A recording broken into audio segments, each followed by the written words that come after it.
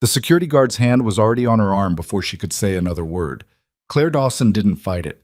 She let them walk her through the emergency bay doors, past the rows of plastic waiting chairs, past the nurses who looked away, past the orderly who pretended to check his clipboard. 41 patients watched a 23-year veteran get removed from the building like she'd stolen something. Nobody said a word. Outside, the Oregon sky was the color of old concrete. Claire stood on the curb with her badge in one hand and nothing else, and somewhere above the tree line, the sound started, low and rhythmic, growing louder. She looked up. 5 military helicopters in tight formation, moving fast, moving directly towards Stone Gate Medical Center. Her radio had been confiscated, but she could see the fear spreading through the glass doors behind her.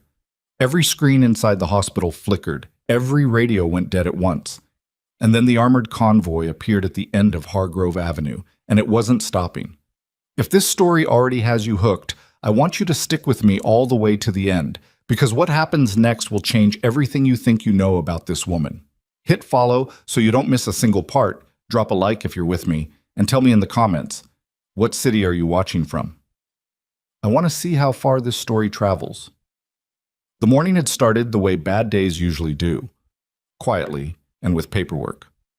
Claire Dawson arrived at Stonegate Medical Center at 6:47 a.m., which was 13 minutes earlier than her shift technically required and roughly 4 hours after she'd actually fallen asleep. She had a coffee in one hand that had gone cold somewhere on the I-84 on-ramp, a stack of incident reports tucked under her other arm, and a tension headache that had been living behind her left eye for approximately 9 days.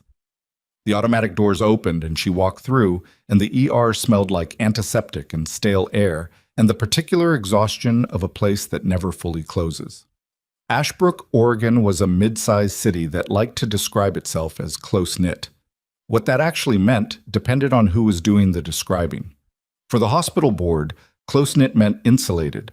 For the patients who came through those sliding glass doors, the ones without insurance, the ones who waited 4 hours because the triage system was broken and nobody had fixed it in 8 months, it meant something else entirely. Claire had worked emergency medicine long enough to know the difference between a system that was struggling and a system that was being deliberately run into the ground. Stonegate was the second kind. She'd been filing reports about it for 6 weeks. Nobody had responded to a single one. "Morning," said Priya, one of the overnight nurses, not looking up from the handoff notes. Trauma Bay 2 had a rough one. 43-year-old male, blunt force, internal. They got him stabilized around 3, but the attending wants a second set of eyes on the imaging before sign-off.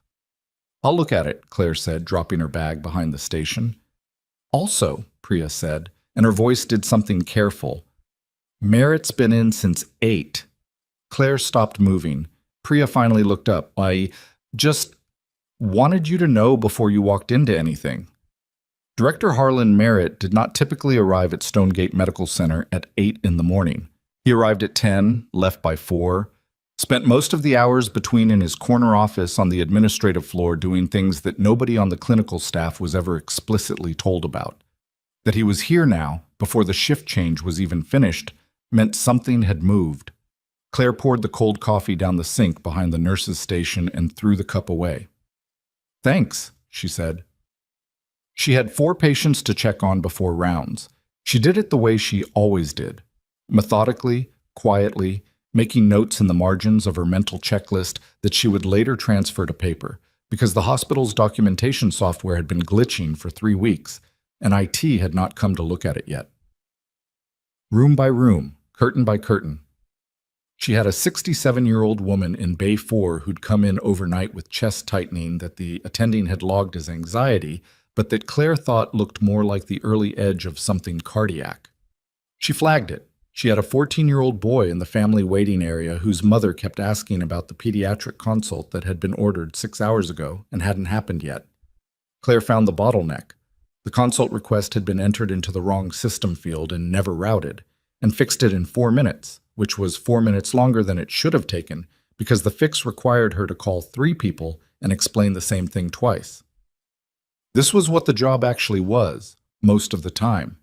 Not the dramatic moments, the constant grinding work of catching what the system let fall through. She was writing up the cardiac flag on the woman in Bay 4 when she heard Merritt's voice in the corridor. "Is she here?" She didn't move. She finished the note. "Miss Dawson." The curtain was pulled aside. Merritt stood in the opening with two people behind him she didn't recognize. Administrative staff, by the look of them, one holding a tablet, one holding nothing and trying to look official about it. Merritt was in his 50s, silver-haired, with the kind of jaw that photographed well at fundraisers. He dressed like he owned the building because, in a meaningful sense, he believed he did. "I'd like a word." "I'm in the middle of a patient note," Claire said. "It'll keep." She looked at him for a moment. Then she looked back at the note, finished the sentence, and saved it. Then she stood up. "Where?" He took her to the small conference room off the main ER corridor, which was used for family notifications and apparently this. The two administrative staff followed and stationed themselves just inside the door. Merritt sat down. Claire did not. "We've been reviewing your recent incident submissions," Merritt said. 6 of them, Claire said, over 6 weeks, none of which received a response. "That's actually what I want to discuss." He folded his hands on the table. It was a gesture she'd seen executives use when they wanted to look reasonable while saying something unreasonable. "The reports you filed they're creating problems, Claire, for the department, for the administration. We're in a funding review cycle. External auditors are paying attention to everything right now, and internal noise at this level." "Internal noise," she repeated, "creates exposure for all of us."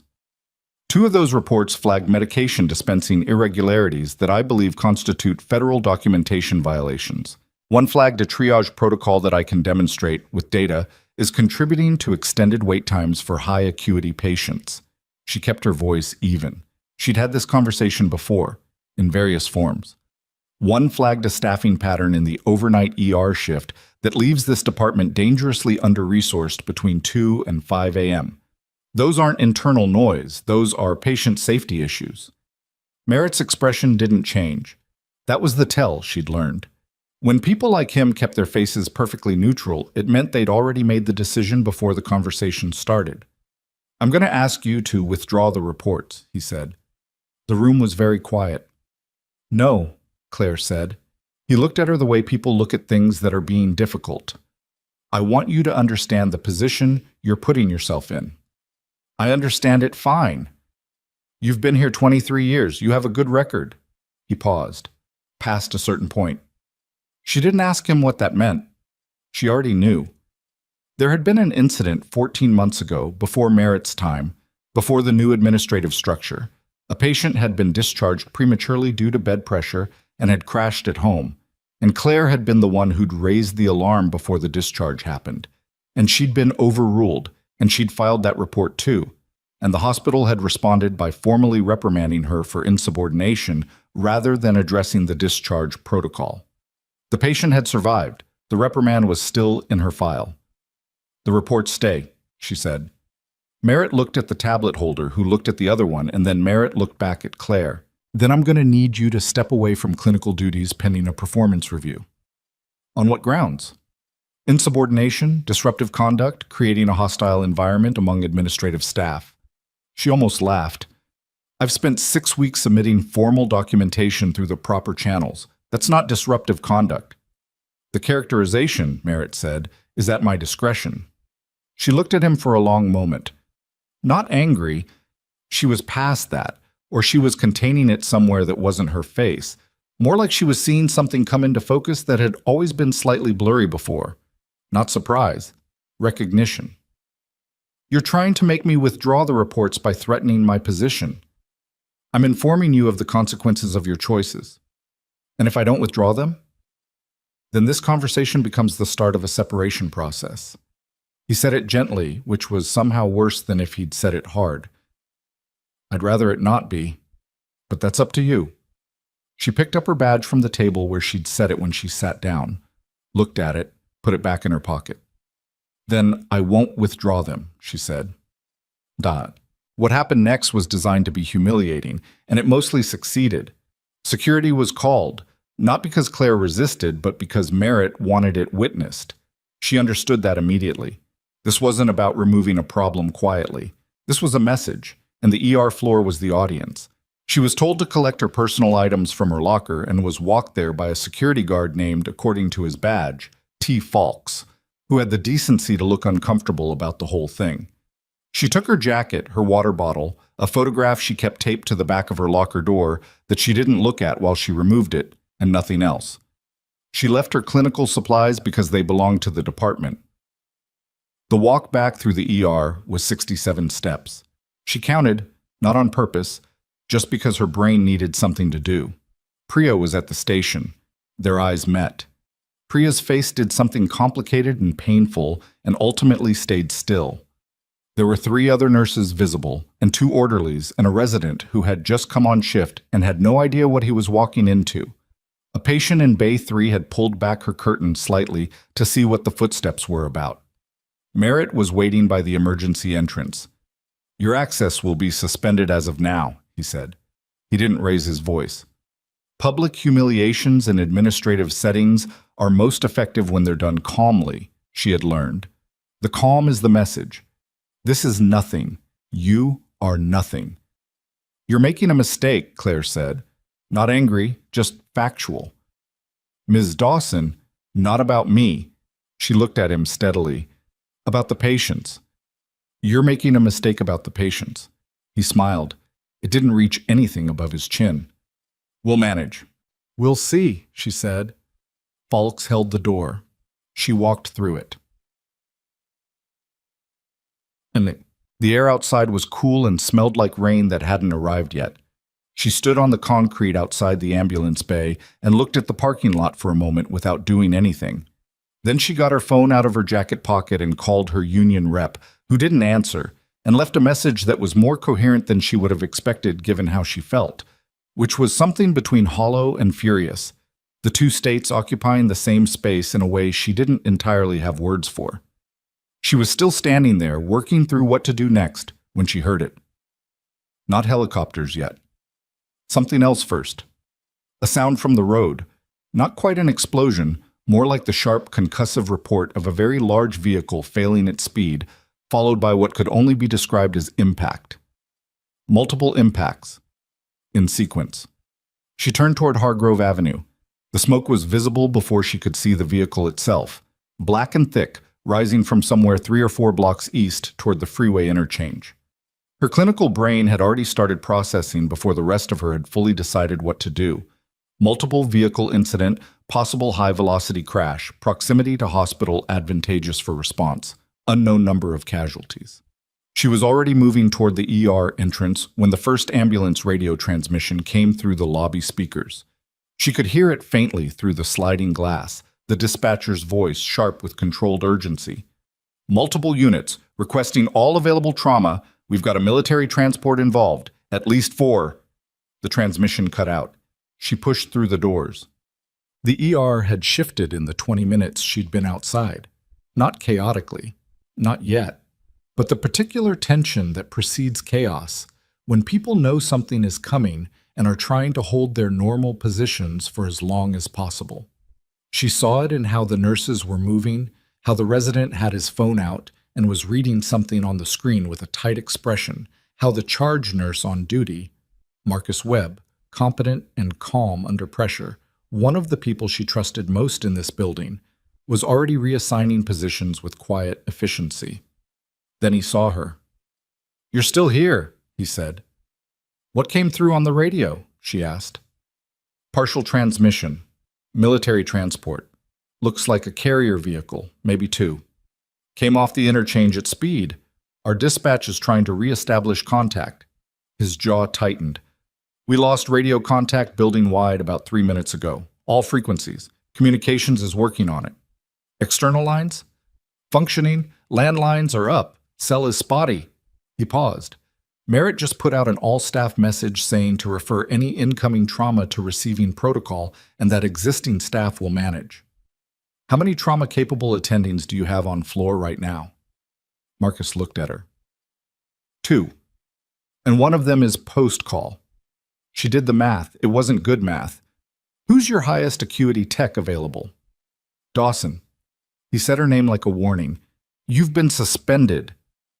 And you're about to have multiple trauma casualties from a military vehicle incident come through those doors with 2 attending physicians and a broken radio system. She kept her voice even. I'm asking who your best trauma tech is. He was quiet for a moment. Yolanda Reyes. She's good. How's her vascular? Solid. Not your level, but solid. Before she could respond, they both heard it. The sound from outside the building changing register. The distant thrum of the helicopter she'd heard earlier, which she'd filed away and not fully processed, was now suddenly not distant. It was directly overhead. More than one. And then a second sound underneath it, from street level. Engines, heavy ones, not ambulances. Marcus moved to the window first. She followed. Hargrove Avenue, which was a mid-sized 4-lane road that typically carried light morning traffic, was now occupied by 3 armored military vehicles, the heavy, block-square kind that don't belong in civilian contexts, moving in deliberate formation toward the hospital entrance. They weren't racing. They were steady, purposeful, which was somehow more alarming than speed would have been. What is that? Marcus said. Not a question. More like his brain processing something it hadn't expected to need to process. The first vehicle stopped 30 feet from the ambulance bay. Before it had fully settled, the rear doors were open and uniformed personnel were out. 8, 10, moving with the specific efficiency of people who've trained for exactly this scenario, whatever this scenario was. 2 of them were carrying someone on a stretcher. Others were establishing a perimeter. Then the second vehicle. 3 more stretchers. Claire had already turned away from the window. Get every available bed in Trauma Bay cleared. Bay 1, 2, and 3. Clear them now.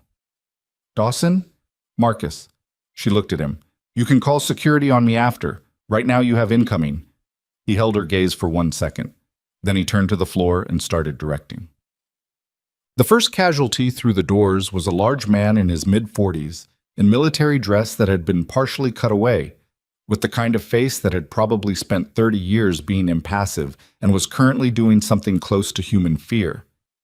His injuries were significant. She could see that from across the room, could read the specific grammar of trauma the way some people read text. Internal bleeding, almost certainly. Possible spinal involvement, 2 lacerations on the left arm that were less urgent than they looked. The military personnel who came with him were not in distress, but they were not calm either. They were controlled in a specific way that said we are holding it together because the situation requires it, which is different from actually fine. An officer, she read the insignia without quite meaning to, stepped to the center of the ER floor. Her voice was clear and clipped. This is Colonel Voss. He was in the primary vehicle at the time of impact. He requires immediate trauma intervention. Who is your senior trauma specialist? Dr. Fenn, the post-call attending, stepped forward. He was capable, but visibly exhausted and slightly unsure what jurisdiction protocol looked like in this situation. I'm attending physician on, is there a Claire Dawson on this staff? The question landed differently than most questions land. There was a beat of pure silence, not the absence of sound, but the specific silence that happens when a room full of people all stop at the same time. The officer was looking at Dr. Fenn. He was looking at the officer. Then, almost involuntarily, several sets of eyes drifted toward the window where Marcus and Claire had been standing, which now contained only Marcus. Claire stepped out from the supply corridor where she'd been pulling equipment. I'm Claire Dawson, she said. The officer looked at her, then at her clothes, not scrubs, because she'd been suspended, still in her street clothes from when she'd walked out, then back at her face. Something in the officer's expression did something quick and complicated. Captain Reyes, Army Special Operations Medical Command. She extended her hand. Claire shook it. We have 4 critical casualties from the transport incident. Colonel Voss is the priority. We were told this hospital is your current placement. It was, Claire said. Ma'am? I was suspended from clinical duties approximately 45 minutes ago. She said it without emphasis. Just information. Administrative matter. Captain Reyes processed this. By whom? Hospital Director Harlan Merritt. Reyes turned to the nearest uniformed person behind her and said something Claire couldn't catch. Then she turned back. The Army has federal jurisdiction over the medical treatment of active duty personnel in emergency circumstances. That supersedes local institutional authority. She paused. We're requesting your involvement in Colonel Voss's care. Will you assist? From somewhere behind her, through the glass of the administrative corridor, Claire could see Merritt. He'd come down when the vehicles arrived. Of course he had. He was standing very still, watching. His face had gone through several things in the last 60 seconds and hadn't landed on any of them. Claire looked at Reyes. Tell me what you know about the mechanism of injury. Transport vehicle went off the interchange at highway speed. Front vehicle took the primary impact. Voss was in the command position, third row, airbag deployment, significant deceleration trauma. He was responsive at the scene, lost consciousness in transit. How long ago? 22 minutes. She was already moving toward Bay 1. I need imaging priority, blood type on file if you have it, and someone needs to get me a pair of gloves and a gown before I touch anything. She looked at Yolanda Reyes, the tech Marcus had mentioned, who was already positioned at the bay entrance. Yolanda, walk with me. Yolanda said, You got it, and fell into step beside her. And just like that, Claire was back in the only world where she'd ever really made complete sense. Not paperwork, not politics, not the grinding machinery of institutional self-protection. The clear, immediate, solvable problem of a person who was hurt and needed not to be. Behind her, she heard Merritt's voice in the corridor. Someone tell me what's happening. Why is she... She didn't hear the rest because Bay 1's curtain closed and the work started and the world outside it stopped mattering for a while. Colonel Voss was a man who looked like he was built to last and was currently losing that argument. She worked fast and she worked specifically, calling instruments and readings and differentials in the flat, exact language of a mind that had stopped performing and was simply operating. Yolanda was good. Marcus had been right about that. And the ER nurses who rotated through over the next 40 minutes met her requests without hesitation, as though the fact of her being here was settled, and not something any of them had the bandwidth to question. The imaging came back with 2 things she'd suspected, and 1 she hadn't. The one she hadn't was a slow bleed behind the left kidney, subtle enough that it would have been easy to miss at first read, and dangerous enough that missing it would have mattered in about another hour. There, she said, putting her gloved finger to the screen. Not for drama, just to mark it so Yolanda and the radiology tech could both orient to what she was seeing. That's the priority. Everything else is secondary to that. Interventional, Yolanda said. Not yet.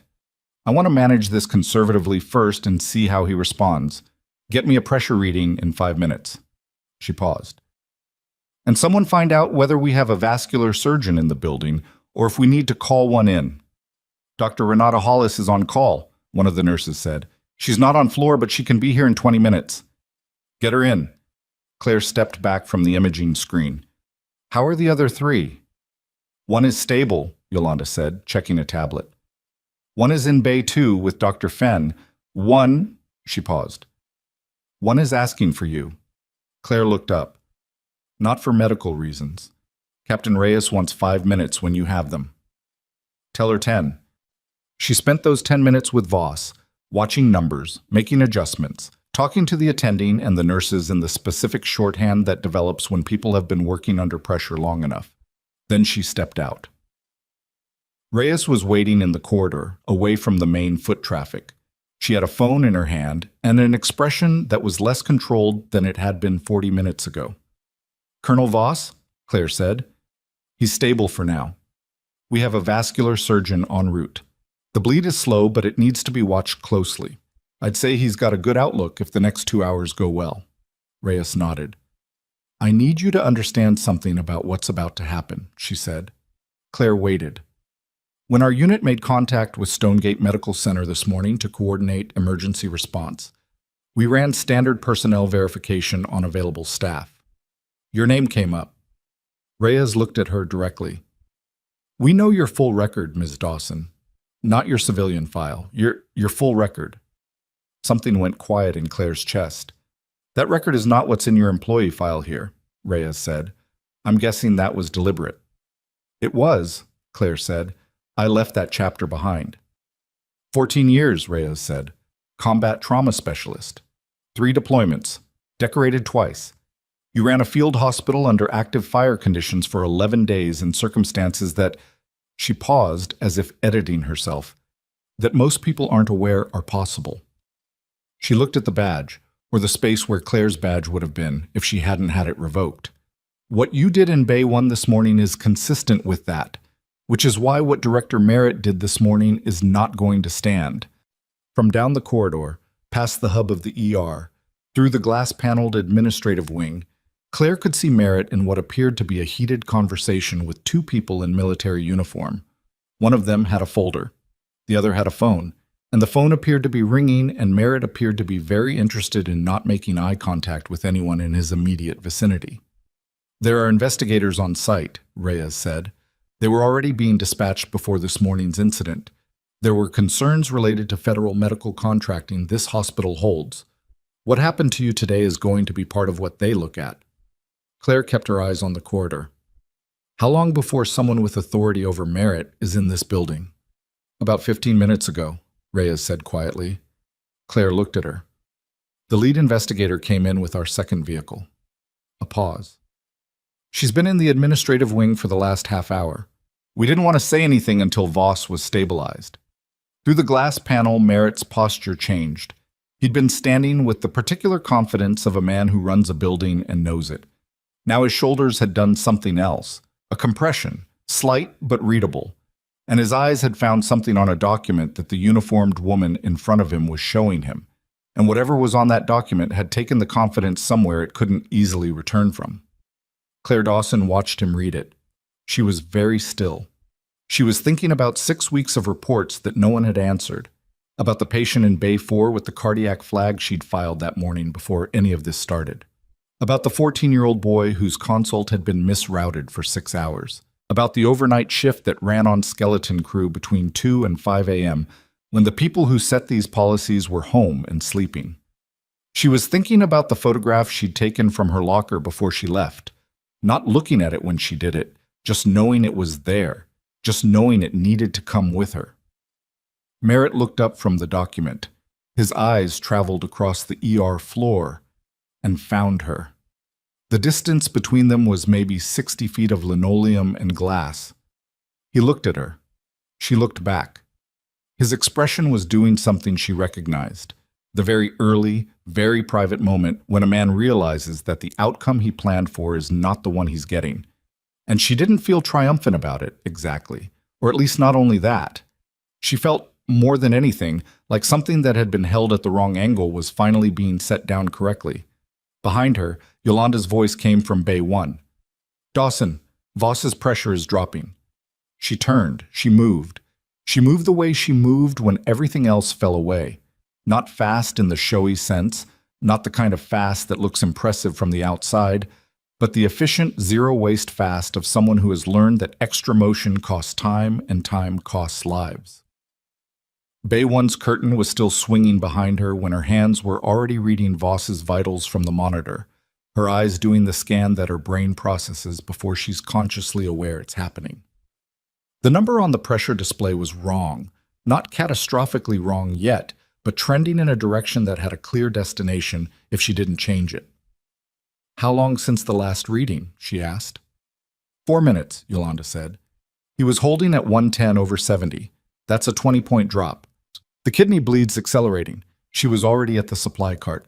I need a second line in, wide open, and I need Dr. Hollis on the phone right now, not when she gets here. Now, while she's driving. She's 12 minutes out.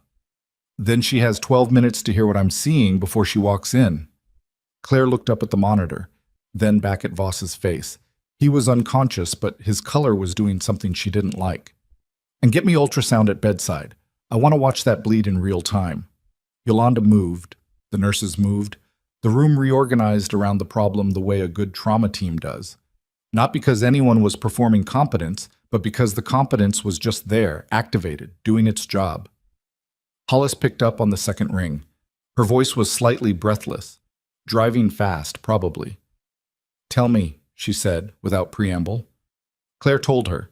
She described the imaging, the bleed location, the pressure trajectory, the mechanism of injury, and what she'd done in the last 40 minutes in a tight, precise sequence that took under 2 minutes. Hollis asked 3 questions. Sharp, specific questions that told Claire she was dealing with someone who actually knew her field. "You're thinking conservative management isn't going to hold," Hollis said. It wasn't a question. "I'm thinking if this is still dropping in the next 8 minutes, we're talking intervention. I can be set up in OR2 in 15 minutes of walking through the door. Tell them to have it ready." "Already requested," Claire said, which wasn't entirely true. She looked at Yolanda as she said it, and Yolanda immediately got on the phone for OR2. She stayed at Voss's side and watched the numbers and talked to Hollis and made adjustments and did not think about Merritt or the corridor or the investigator in the administrative wing or any of it. The bay was a contained world, and it had exactly one problem, and she was working on it. 8 minutes later, the pressure stabilized. Not improved, stabilized, which was not the same thing, but was enough to keep intervention in the contingency column rather than the immediate column. She let out a breath she hadn't been tracking. "Holding," Yolanda said quietly. "For now." Claire stepped back from the bedside. "Do not take your eyes off that monitor. If it drops another 5 points, I want to know before the number changes." She stepped out of the bay. The ER floor had transformed while she'd been in with Voss. That was the word. Transformed, not descended into chaos, which was what she might have expected given the morning's events. Instead, something organized had moved in. The military personnel who had arrived with the convoy had integrated into the space with a specific, practiced calm, not interfering with clinical operations, but establishing a physical presence that had, apparently, a profound effect on the usual social dynamics of the department. Merritt was not visible. That was new. Marcus Webb materialized at her elbow. "Hollis is pulling into the lot," he said.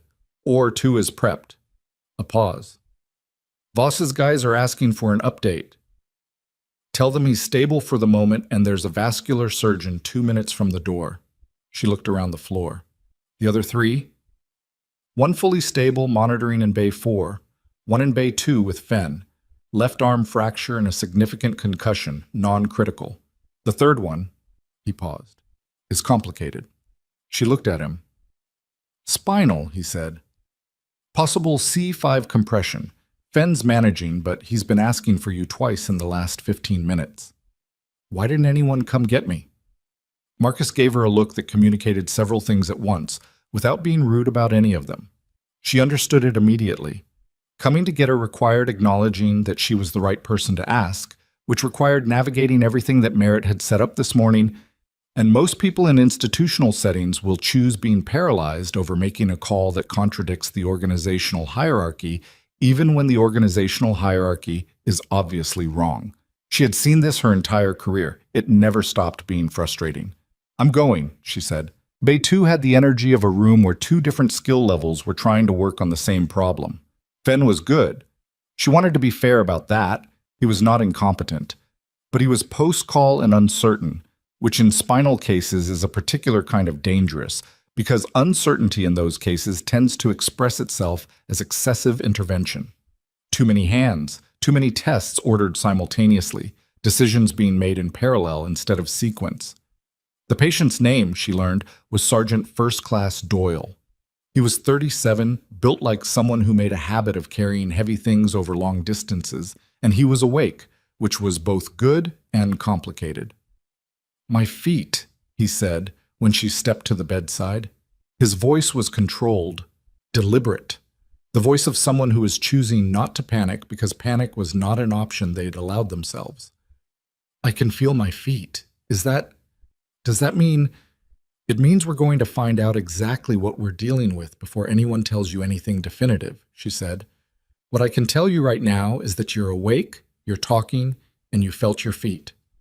Those are all things we want." She looked at the imaging on the screen behind Fenn's shoulder. "Did you lose sensation at any point after impact?" "Maybe. I don't know. It was..." He stopped. "There was a lot happening."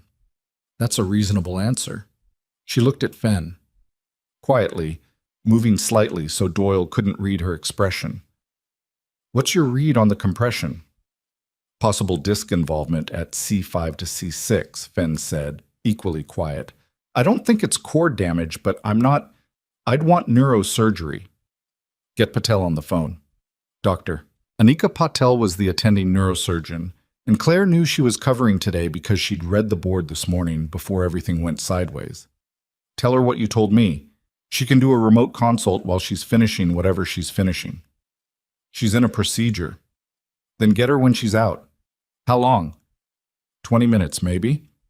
Then we wait 20 minutes. Immobilize, monitor. No unnecessary movement. Nothing changes until Patel has eyes on this imaging. She looked back at Doyle. You understand what we're doing?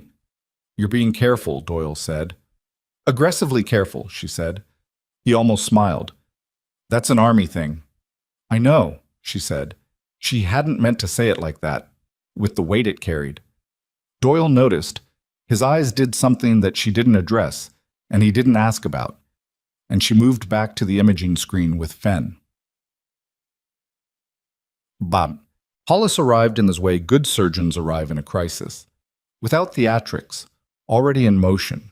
She was in her mid-50s, short, with the kind of efficient haircut that said, I make decisions quickly, and she'd apparently gotten enough from the phone call that she walked directly to Bay 1, reviewed the current numbers, asked Claire 2 follow-up questions, and made a call. We're going to the OR, Hollis said. I don't want to wait for this to deteriorate. I'd rather operate on a stable patient than a crashing one. Agreed, Claire said. Are you scrubbing in? The question was asked without subtext, but it had a context that both of them were aware of. Claire was not technically on active clinical staff. Her suspension had not been reversed by anything official. What had happened with Reyes and the Army's jurisdictional claim was real, but had not produced paperwork, which in a hospital is sometimes the only form reality takes. That's up to administration, Claire said.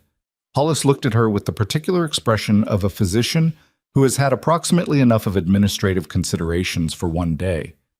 I'm asking the surgeon question, not the administration question. Do you want to scrub in? Yes. Then scrub in.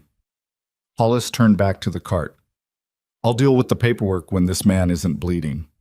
Or2 was cool and lit and smelled of nothing except what operating rooms smell of, which is its own specific nothing that Claire's body recognized before her brain had finished the thought. She'd spent more hours in spaces like this one than she could reasonably estimate.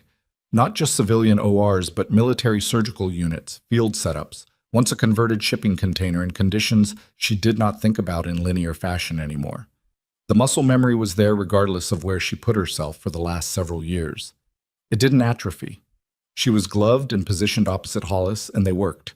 The bleed was where the imaging had said it was, behaving roughly as predicted, with one complication they hadn't anticipated, a small secondary vessel involvement that required an additional 20 minutes to address. Hollis narrated in the flat, continuous tone of a surgeon who thinks out loud not for the benefit of the room, but because the sound of her own voice helps her process. Claire responded when responded to and offered twice on her own initiative, both times correctly, both times in a way that made Hollis pause briefly without breaking motion. You've done vascular work, Hollis said at one point. Not a question. Some, Claire said. More than some. She didn't answer. They kept working. 91 minutes from the first incision, Hollis called it. The vessel was repaired. The bleed was controlled.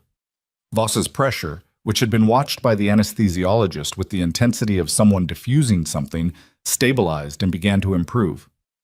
Closing, Hollis said, and the room shifted into the next register. Claire stepped back when her role in the closing was complete and stood for a moment in the corner of the OR with her hands at her sides, and something moved through her that was not quite relief and not quite anything else she had a clean word for. It was the specific sensation of a thing that was worth doing having been done. She felt it every time, still, after everything. She didn't think she would ever stop feeling it. She was ungowning in the scrub corridor when Captain Reyes found her. He's going to make it, Claire said before Reyes could ask. Reyes closed her eyes for a single second. Good, she said. Then, I need you to come with me. Michel. The administrative wing of Stonegate Medical Center had a different texture than the clinical floors. Carpet instead of linoleum, slightly lower lighting, the particular quiet of spaces that exist to manage the appearance of things rather than things themselves. Claire had been up here maybe a dozen times in 23 years. It was not her world. Today, it looked different. The carpet was the same and the lighting was the same, but there were 3 people in the corridor who were clearly federal, and one of them was on a phone speaking in a voice too low to hear, and through the glass panel of the main conference room, Claire could see documents spread across the table and 2 laptop screens open, and a woman standing at the head of the table with the posture of someone who owns every room she walks into. Reyes knocked on the glass. The woman looked up. Her name, Claire learned in the next 30 seconds, was Special Agent Dana Forsyth, and she worked for the Office of Inspector General, and she had been investigating Stonegate Medical Center for 11 weeks before this morning had accelerated the timeline of several things simultaneously. "Ms. Dawson," she said. "Sit down." Claire sat. "We pulled your full personnel file this morning. Both of them." Forsyth set a folder on the table. The civilian file Stonegate holds, and the military record that exists in a different system that most civilian employers don't know to look for. She paused.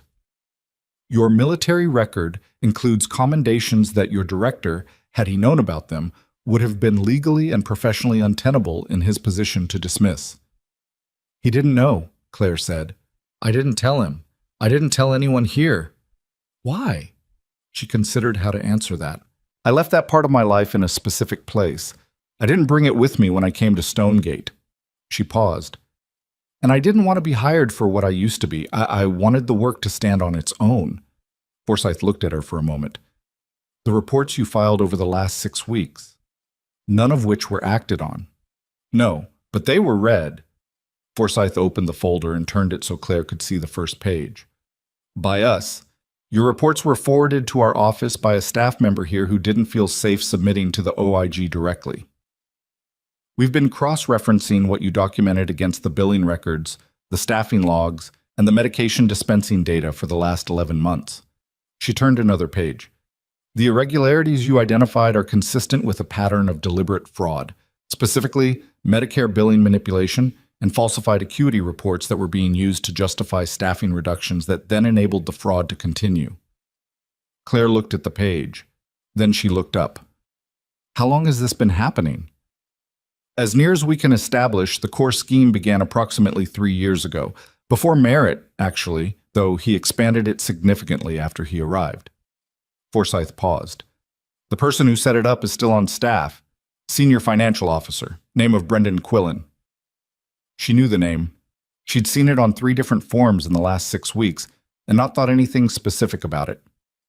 "Your reports," Forsyth continued, "were being intercepted before they reached the channels that would have triggered an automatic review.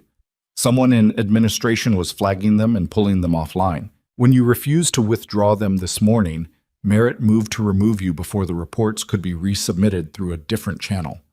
She closed the folder. "What he didn't know was that by this point, we already had copies of everything you'd filed." Claire sat with that for a moment.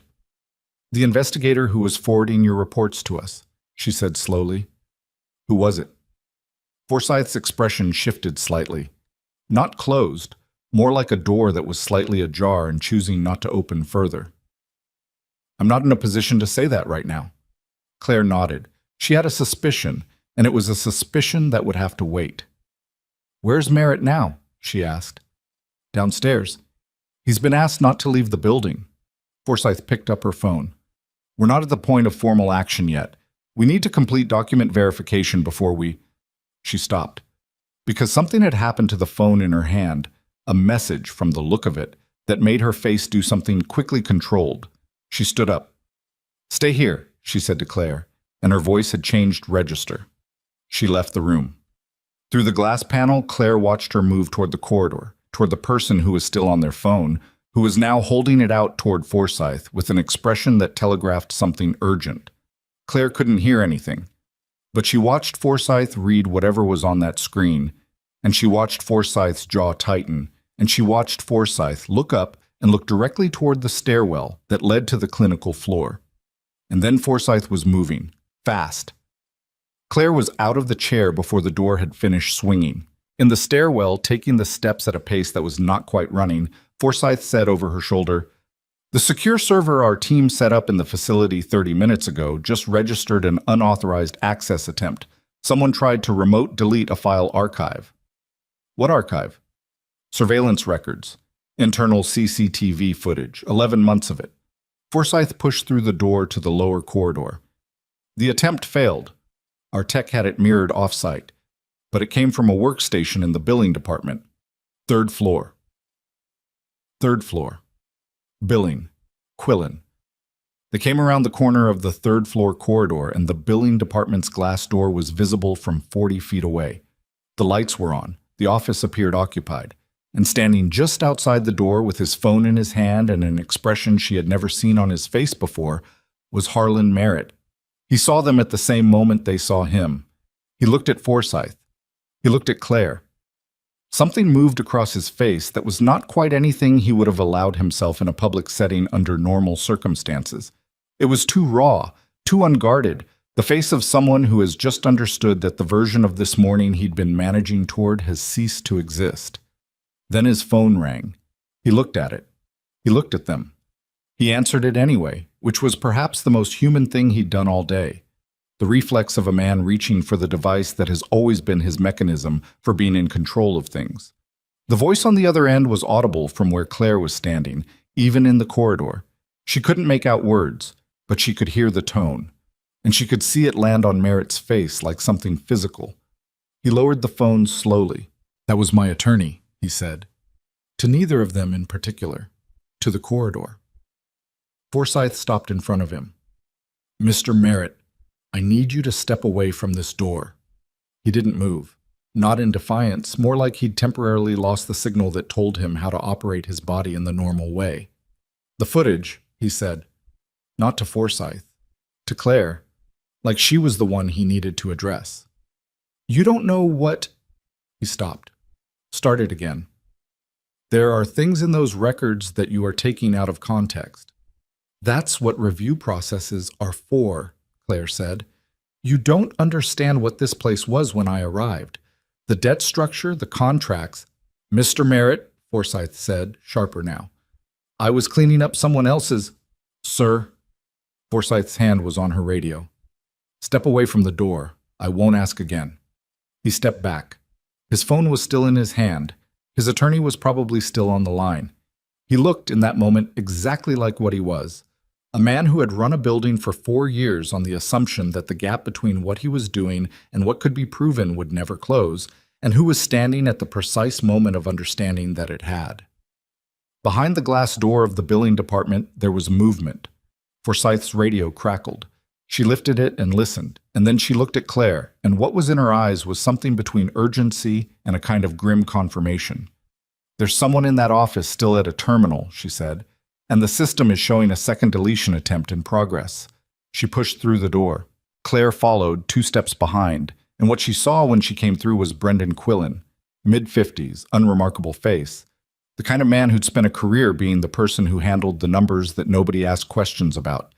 Sitting at his workstation, with his hands moving on the keyboard with the specific concentrated urgency of someone who knows they have a limited amount of time to do an irreversible thing. He heard them come in, and his hands moved faster. Forsyth was across the room in 4 steps, and then, in the stillness that followed, with Quillen's hands off the keyboard and Forsyth's hand on his shoulder, and Merritt visible through the glass of the door behind them, in that specific, held moment, Claire heard something none of them expected. From downstairs. From the ER floor. Her name, called in Yolanda's voice, in a register that Claire recognized without needing to analyze. Something had changed with Doyle. She was already moving when Yolanda called her name a second time. The stairwell was faster than the elevator, and she took it without deciding to, her hand on the railing, feet finding each step without her eyes on them, the way her body defaults to automatic when her brain is already somewhere ahead of her. Behind her, she heard Forsyth say something sharp to the agent in the corridor, something about securing the terminal and not letting Quillen touch anything, and then the stairwell door closed and Claire was alone with the sound of her own footsteps and the specific dread of not knowing yet what she was running toward. She knew Doyle's case the way she knew all of them. Not from a file, but from the physical reality of the man in that bay. The imaging she'd read, the way he'd said, "I can feel my feet," with the particular care of someone for whom that information was everything. Spinal cases don't always announce themselves loudly. Sometimes the thing that's wrong moves quietly, incrementally, until the window closes. She pushed through the ground floor door. Yolanda was outside Bay 2, and her face had the expression Claire recognized as bad, but not yet irreversible, which was something. "What happened?" Claire said. "Sensation loss. Started about 8 minutes ago. He said his feet went first, then his calves. It came on fast." Yolanda was walking with her toward the bay. "Patel's still in her procedure. They're trying to pull her out. Fenn ordered imaging, but Doyle won't let them move him. Yes, too. He's asking for you." "What do you mean he won't let them move him?" "I mean he told Fenn to stop touching him and asked for you by name, and then stopped talking." She came through the curtain. Doyle was exactly where she'd left him, which was correct. Immobilized, positioned, as he should be. His face had changed. He was doing the thing that combat-trained people do when they're scared, which is to make their face stop doing things. It was a discipline, not a calm. She could see the effort it cost him. "Still there?" she said, meaning the sensation. "Fading," he said. "Left side faster than right."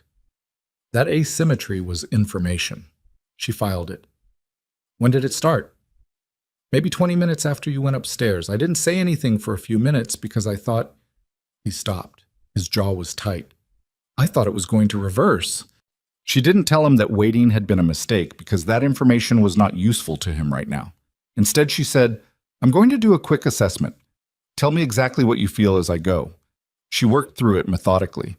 Not quickly, because quick in a spinal assessment is how you miss things, but without hesitation, each step clear and sequential. Light touch test, proprioception, deep tendon reflexes. She talked to him through all of it in a voice that was matter-of-fact because matter-of-fact is what his nervous system needed right now, not reassurance, which he would have read as a signal that things were worse than she was saying. The picture that emerged was specific and concerning. The compression at C5 to C6 that the earlier imaging had flagged as possible had clearly progressed. The asymmetric presentation suggested cord involvement that wasn't diffuse. It had a location, a directionality, which meant it also potentially had an intervention window. Potentially. "I need current imaging," she said to Yolanda. "Not the earlier scans, but I need new ones. And I need Patel out of that procedure in the next 5 minutes. They're working on it. Work faster." She looked back at Doyle. "Here's what I know. Something has changed at the injury site. I don't know the full picture yet because I don't have current images. What I'm not going to do is move you or intervene without that information because if I'm wrong about what I'm seeing, any intervention I make now could make this worse. Do you understand that?" He looked at her. "You're telling me I might have to wait." "I'm telling you I need 4 minutes of information before I act." "Yes." He breathed through his nose. "Okay. If you feel anything change, any change at all, you say so immediately. Don't decide whether it's significant first, just say it." "Understood." She stepped back from the bay and found Marcus at her elbow. "Imaging is being set up now," he said quietly, "but there's a problem." "What?" "The portable MRI unit. It's been down since Tuesday." His voice had the particular flatness of someone delivering bad news they don't want to be responsible for. "Maintenance was supposed to come Thursday and didn't. The imaging request for Doyle is going to require transport to radiology, which means moving him. We can't move him without knowing what we're moving." "I know." She stood very still for a moment. The ER around her was operating at a level of controlled intensity that had its own sound. The particular frequency of a department pushed to capacity, not failing but not comfortable. The military personnel were still present, a visible thread of external authority running through the space that was both stabilizing and surreal. Voss was upstairs in post-op. 3 other soldiers at various stages of treatment. Doyle in Bay 2 losing sensation in his lower body in a way that the broken portable imaging unit had just made significantly more dangerous to address. Can we transport him to radiology in a way that keeps his spine protected? Maybe, if Patel consults first. Get me Patel. Dr. Anika Patel came on the phone from outside the OR. Her procedure had ended 6 minutes ahead of schedule, which was the first thing that had gone accidentally right in the last hour.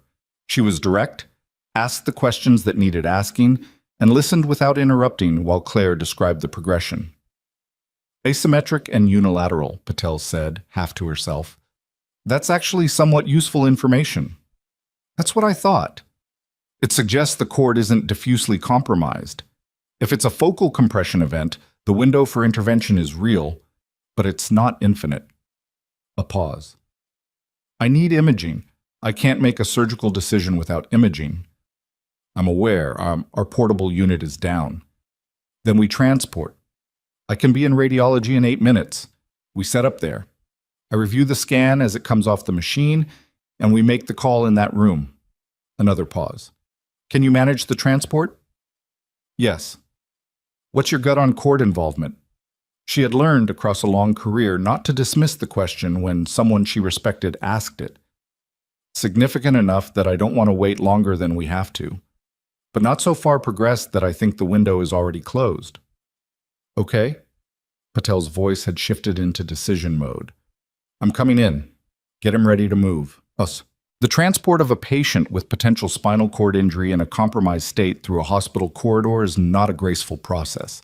It requires positioning, equipment, a team that communicates in real time, and the ability to manage every variable while moving: heart rate, blood pressure, oxygenation, neurological status.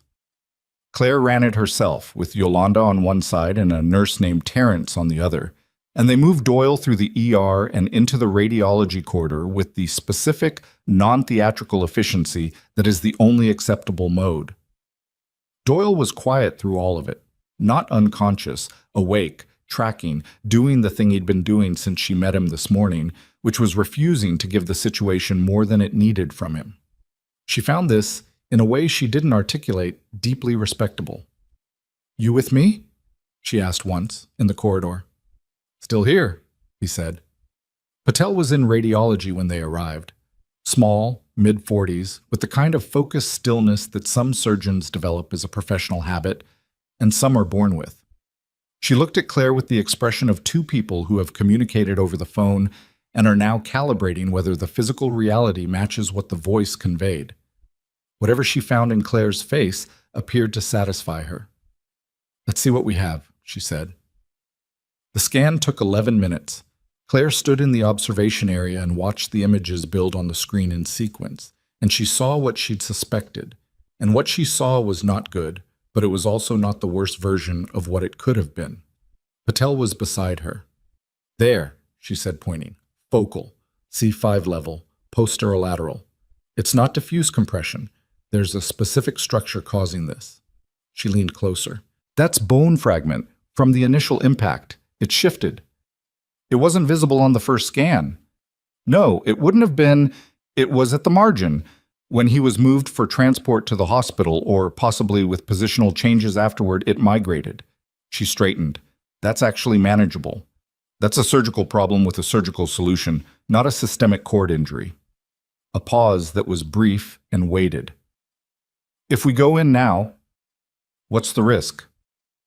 "Standard surgical risk plus the complicating factor of his overall trauma state. He's not optimal for anesthesia. But if we wait..." She didn't finish the sentence because neither of them needed her to. "Does he know?" Claire asked. "Not yet.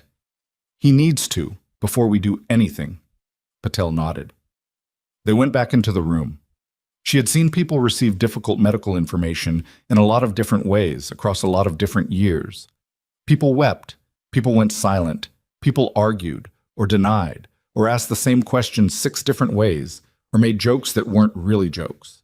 Doyle listened to Patel explain the finding with his eyes on the middle distance, and then he was quiet for a moment, and then he said, "What are the odds if you operate now versus if you don't?" Patel told him. She didn't soften it. "And if the surgery doesn't go perfectly," he asked, "then we've still removed the structural threat. What happens to existing function post-surgery depends on factors we won't know until we're in there." He was quiet again, then, "Do it. We need consent forms. Tell me where to sign." Well, while Patel took Doyle to prep, Claire came back to the ER floor and found that the landscape had changed again while she'd been in radiology. The change was not in the clinical space that was holding, managed the military casualties at various stable or improving states. The change was in the administrative layer, which had become visible in a new way. There were 2 additional federal vehicles in the lot. She saw them through the ambulance bay window. Unmarked sedans, parked at angles that suggested they'd arrived quickly and their occupants hadn't prioritized aesthetics. And the stairwell door that led to the administrative floor had 2 people stationed outside it who hadn't been there an hour ago. Marcus came to her with the expression of a man who has been collecting information all morning and is now holding more of it than feels comfortable. "What?" she said. "They arrested Quillen." She stopped. "About 20 minutes ago. Forsyth's people walked him out through the main entrance." He paused. "In front of about 15 staff members who were on break in the atrium." She thought about Quillen's hands on the keyboard. The deletion attempt. 11 months of surveillance footage that he'd tried to make disappear in the 60 seconds between understanding what was happening and being stopped from doing it. "What about Merritt?" "Still in the building. They took his phone. He's in the conference room on 3 with 2 agents and his attorney who came in about 40 minutes ago."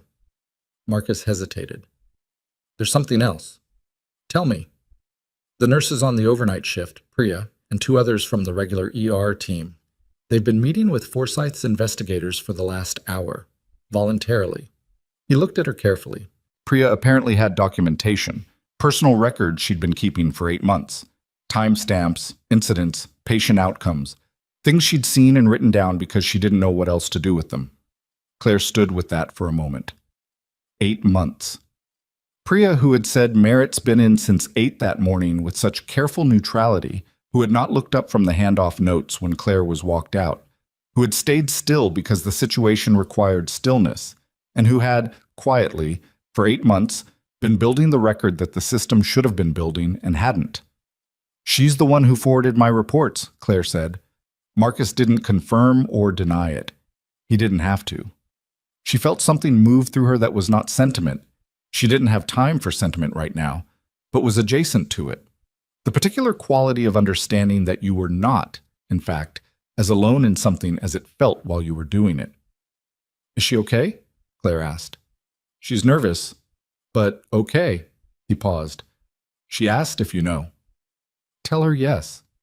He nodded and moved away, and Claire turned back to the work because the work was what there was. Doyle's surgery began at 1:14 p.m. Patel led it. Claire was not in the room. Patel had her own team and didn't need her, and Claire had a floor to manage and 4 other patients in various states of recovery that still required attention. She checked on Voss in post-op, who was conscious and communicating in short, effortful sentences, and whose color had improved to something approaching human. She reviewed the concussion case in Bay 2. The soldier whose name was Specialist Harker, 26 years old, who had been stable for 3 hours and was asking repeatedly when he could call his wife. She got him a phone. She was reviewing Harker's monitoring data when Captain Reyes found her. Reyes had been in and out of the clinical floor all morning, coordinating, communicating, managing the interface between the military presence and the hospital staff with a competence that Claire had noted and not commented on. Now she came to the bay entrance and waited, which Claire noticed, and when Claire looked up, she stepped in. "Forsyth wants you upstairs when you have a clear moment," Reyes said. "How clear does the moment need to be?" She said, "When you can." "Not an emergency." Reyes paused. "She has the surveillance footage. She's been reviewing it with her team for the last 2 hours. Claire looked at Harker's chart. He was stable. 20 minutes, she said. "I need to check on Voss first." Reyes nodded. Then she said, with a slight shift in her voice that indicated this was a different kind of statement, "Colonel Voss asked about you this morning, before the surgery. He wanted to know who you were." Claire looked at her. "I told him your military record," Reyes said. He didn't say anything for a moment. Then he said, "Get her back." She paused. He didn't mean just for the medical care. Claire didn't respond to that. Not because she didn't have a response, but because the hallway outside the bay had just gone briefly quiet in a way that was different from normal quiet. A held breath quality, the kind that precedes something. Then someone said Forsyth's name in the corridor, loudly, and someone else said the third floor, and then there were footsteps moving fast. She was out of the bay before she'd made the decision to move. The elevator was occupied. She took the stairs again, and this time Reyes was with her. And by the time they came out on the third floor, they could see that the conference room at the end of the administrative corridor was the focal point. The agents who'd been stationed outside it were at the door, one of them speaking into a radio, and Forsyth was there, and the glass panel showed the room inside. Merritt was standing. He'd been sitting for hours, apparently, in that room with his attorney, and now he was standing, and his attorney was beside him with a hand on his arm that Merritt was not acknowledging. And on the table between Merritt and the two agents facing him was a laptop showing, even from 40 feet away through the glass panel, Claire could see it. Security footage. Timestamp visible in the corner. She knew what timestamp that would be. She'd been in this building long enough to know where the cameras were. Forsyth turned when she heard the stairwell door, saw Claire and Reyes. She nodded once, a small pointed nod that communicated something specific, and then turned back. Claire came down the corridor. Through the glass, she could see Merritt's face more clearly now. He was looking at the laptop screen, and his expression had moved beyond the controlled distress of earlier, beyond the man who was managing his response to a situation he still believed he might partially navigate out of. He was looking at the screen with the face of someone who is seeing, in full and specific detail, the distance between what they believed could be proven and what actually could be proven. It was a particular expression. She had seen it before, in a different context, in a different life, the moment when the gap closes. His attorney said something close to his ear. He didn't move. One of the agents reached forward and pressed a key, and the footage advanced. Forsyth came to stand beside Claire. 11 months, she said very quietly. He knew about the billing fraud from the first month. There's footage of the meeting where Quillen walked him through the mechanics. She kept her voice below carrying distance. There's also footage of a meeting 4 weeks ago where Merritt specifically directed the interception of internal reports. She paused. Your reports, among others. Claire watched him through the glass. He was very still now. His attorney was still talking. He wasn't listening. He was trying to suppress a federal whistleblower, Forsyth said. Is that what I am? That's what the law calls you. A brief pause. What we call you is a witness. And right now you're the cleanest witness we have because you documented everything in real time and tried to route it through proper channels and were blocked. She looked at Claire directly. When this goes to prosecution, your reports and your testimony are the structural spine of the case. Everything else we have builds on what you filed. In the conference room, Merritt's attorney said something that was clearly a recommendation. Merritt finally turned from the screen. He looked at the two agents. He looked at his attorney. And then, as though some organizing structure had simply gone out of him, he sat down. His attorney leaned in again. After a moment, Merritt nodded. One of the agents stepped out of the conference room. He was carrying a folder, and he spoke to Forsyth briefly. Forsyth's expression was professional and unreadable, but her posture changed slightly. The particular shift of someone who has been waiting for a specific confirmation and has now received it. He's cooperating, she said. Claire absorbed that. On Quillen? And on 2 other administrative staff. There's a wider structure here than we initially mapped. Forsyth moved back toward the conference room. I'll need a formal statement from you before end of day. Everything you witnessed, everything you filed, the interaction this morning. I'll give you whatever you need. Forsyth nodded and went back in. Claire stood in the corridor alone for a moment. The administrative floor was quiet in its particular way. The carpet under her feet was the same carpet it had always been. The overhead lights hadn't changed, but the building felt differently weighted, like something structural had shifted inside it without anyone changing the walls. Her phone buzzed. Yolanda. Patel says the fragment is out. Doyle's responding. Ask her for update when you can. She read it twice. Then she put the phone in her pocket and stood another moment in the administrative corridor of Stonegate Medical Center, which was a building she'd worked in for 23 years and been removed from 9 hours ago and had never fully left. And she let herself feel what was true, which was complicated and not reducible to any single clean emotion and was, in that way, appropriate to the situation. Then Marcus's voice came over the radio, clipped to a passing nurse's scrub pocket. carrying into the corridor with the particular crackle of the hospital's internal system restoring its function after the morning's communication failure. All available clinical staff, Trauma Bay 1. This is not a drill.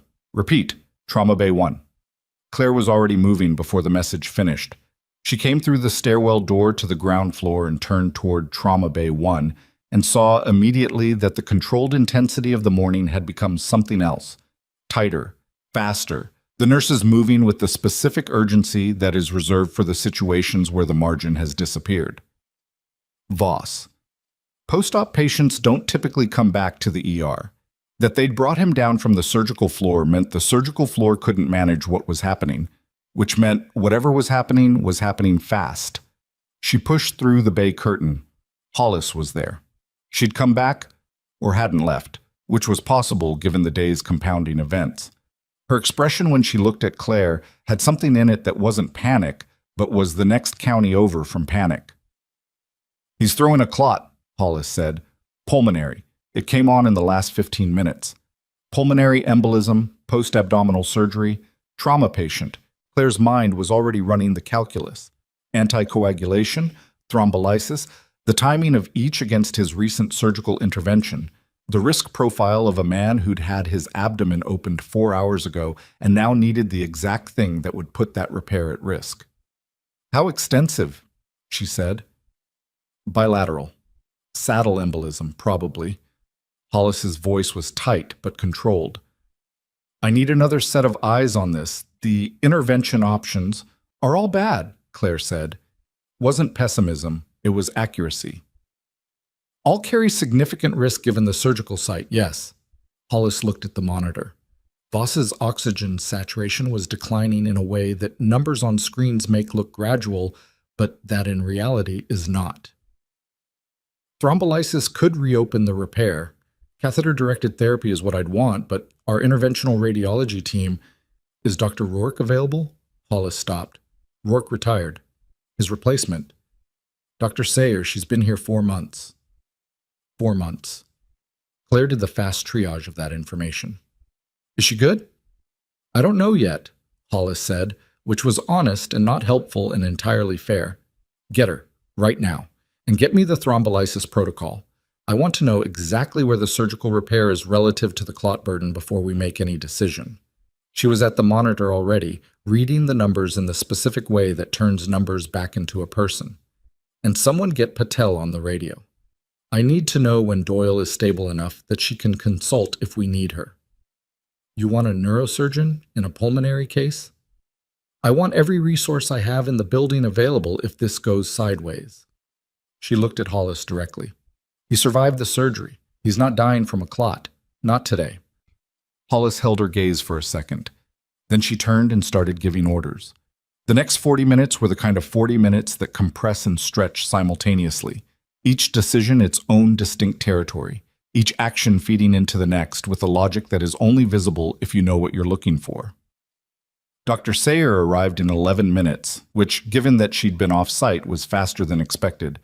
And she was quiet and certain in her assessment, and Claire recalibrated immediately, moving Sayer from unknown quantity to asset. They made the call together, Hollis and Sayer and Claire, in the 30-second window between one set of vitals and the next. Catheter-directed thrombolysis, targeted, with the surgical team on immediate standby to respond to the repair site if the anticoagulation caused what they all understood it might cause. It was not a clean decision. It was the least bad option from a selection of bad options, which is what medicine actually is when it's doing its hardest work. Sayer took the lead, and Claire stayed in the room, and Hollis stayed in the room, and nobody said anything that wasn't directly necessary for the next 40 minutes. At the 41-minute mark, Voss's saturation stopped declining. At 47 minutes, it began, slowly, imperfectly, in the halting way that real improvement moves rather than the smooth curve it looks like in textbooks, to rise. Hollis made a sound that was mostly exhale. Sayer looked at the monitor without moving for several seconds. Then she looked at Claire. "It's working," she said, in the voice of someone who has done this enough times to know that working and finished are not the same thing. "Keep watching it," Claire said. "We're not done yet." She was right, they weren't. Because 20 seconds later, the bay curtain moved and Marcus was there. And his face had the expression that had been living on various faces in this building all day. The face of someone arriving with information that changes the shape of what comes next. "Dawson," he said. "The corridor. Now." She looked at the monitors, stable enough. Sayer was there. Hollis was there. She stepped out. In the corridor, Marcus was not alone. Captain Reyes was beside him. And beside Reyes was a man Claire hadn't seen before. Military bearing, mid-50s, in the kind of dress uniform that doesn't get worn to routine events. He was looking at her with an expression that she couldn't immediately categorize. "Ms. Dawson," Reyes said, "this is Brigadier General Paul Okafor. He came in with the second convoy." Okafor extended his hand. She shook it. His grip was deliberate. "Colonel Voss is my officer," he said. "Captain Reyes has briefed me on everything that's happened in this building today. Everything." He looked at her steadily. "I've also just come from a briefing with Special Agent Forsyth." She waited. "There's something you need to know," he said, "about why the transport vehicle was on that road this morning." The corridor was quiet. The ER behind them was controlled, managed, doing what emergency departments do. Outside, through the lobby glass, she could see that the afternoon had moved on without anyone's permission. The light changed, the parking lot emptying and refilling in its ordinary rhythm. "The transport route was changed 12 hours ago," Okafor said, "by someone inside this hospital, someone who had access to a federal logistics database through a contracted billing interface." He paused. "Someone who knew a federal audit convoy was en route and needed the timeline disrupted." She looked at him. "Quillen," she said. "That's what Forsyth believes," he said. "And if that's confirmed—" He stopped. The muscle along his jaw moved once. "Then what happened this morning to my soldiers was not an accident." The word landed in the corridor between them and did not leave. Behind her, from inside Bay 1, Dr. Sayer's voice called something, not alarmed, directional. And Claire turned back to the curtain because Voss was still not stable enough to leave unattended, and because the work was still the work regardless of what was true outside the bay walls. But as she reached for the curtain, something on the monitor visible through the gap made her hand stop in midair. The number on the display was wrong again, different from before. Not a return of the embolism, something else. Something she had not seen in the workup this morning and had not been present in any of the scans. Her mind processed it in the flat, fast way that experience builds. She stepped back through the curtain, and what she saw on Voss's face was the thing she had been afraid of without naming it. The specific, unmistakable presentation of a man whose body was doing something that the last 4 hours of intervention had not anticipated and was not prepared for. And that left her exactly 5 minutes to figure out what it was before the window for addressing it closed entirely. She read the number and she read his face and she read the monitor all in the same second, and what she understood was this. Voss's heart was doing something that the surgical trauma and the embolism treatment and the anticoagulation had collectively created the conditions for, and the window between addressable and not was measured in minutes rather than the more comfortable unit of hours she'd been working in all day. "Sayer," she said, "look at the rhythm." Sayer looked. A beat passed. "That's atrial fibrillation with rapid ventricular response." Claire was already at the crash cart. The anticoagulation load plus the surgical stress plus whatever autonomic chaos the embolism event created. His heart tipped over. She pulled the drawer. "Get me cardiology on the phone and get the defibrillator ready, but don't charge it yet. I want to try rate control first." "He's post-anticoag... I know what he is. Rate control first. If he deteriorates, we cardiovert." She turned to the nurse nearest the door. "What's his blood pressure right now?" 94/60. Low but not catastrophic. There was room, not much, but room. She administered the rate control medication herself, watching the monitor with the attention of someone for whom numbers have always been language. Not data, but statements, arguments, the body making its case in the only vocabulary it has. The rhythm on the screen was irregular and fast and wrong, and she watched it, and she waited and she did not look away, because sometimes the only thing between a patient and the worst outcome is the vigilance of someone paying absolute attention. 40 seconds, 70. The rate began to slow. Not to normal, not yet. But the frantic irregularities started to find something approaching a pattern, the way a crowd in a panic eventually starts moving in a direction once something gives them a direction to move in.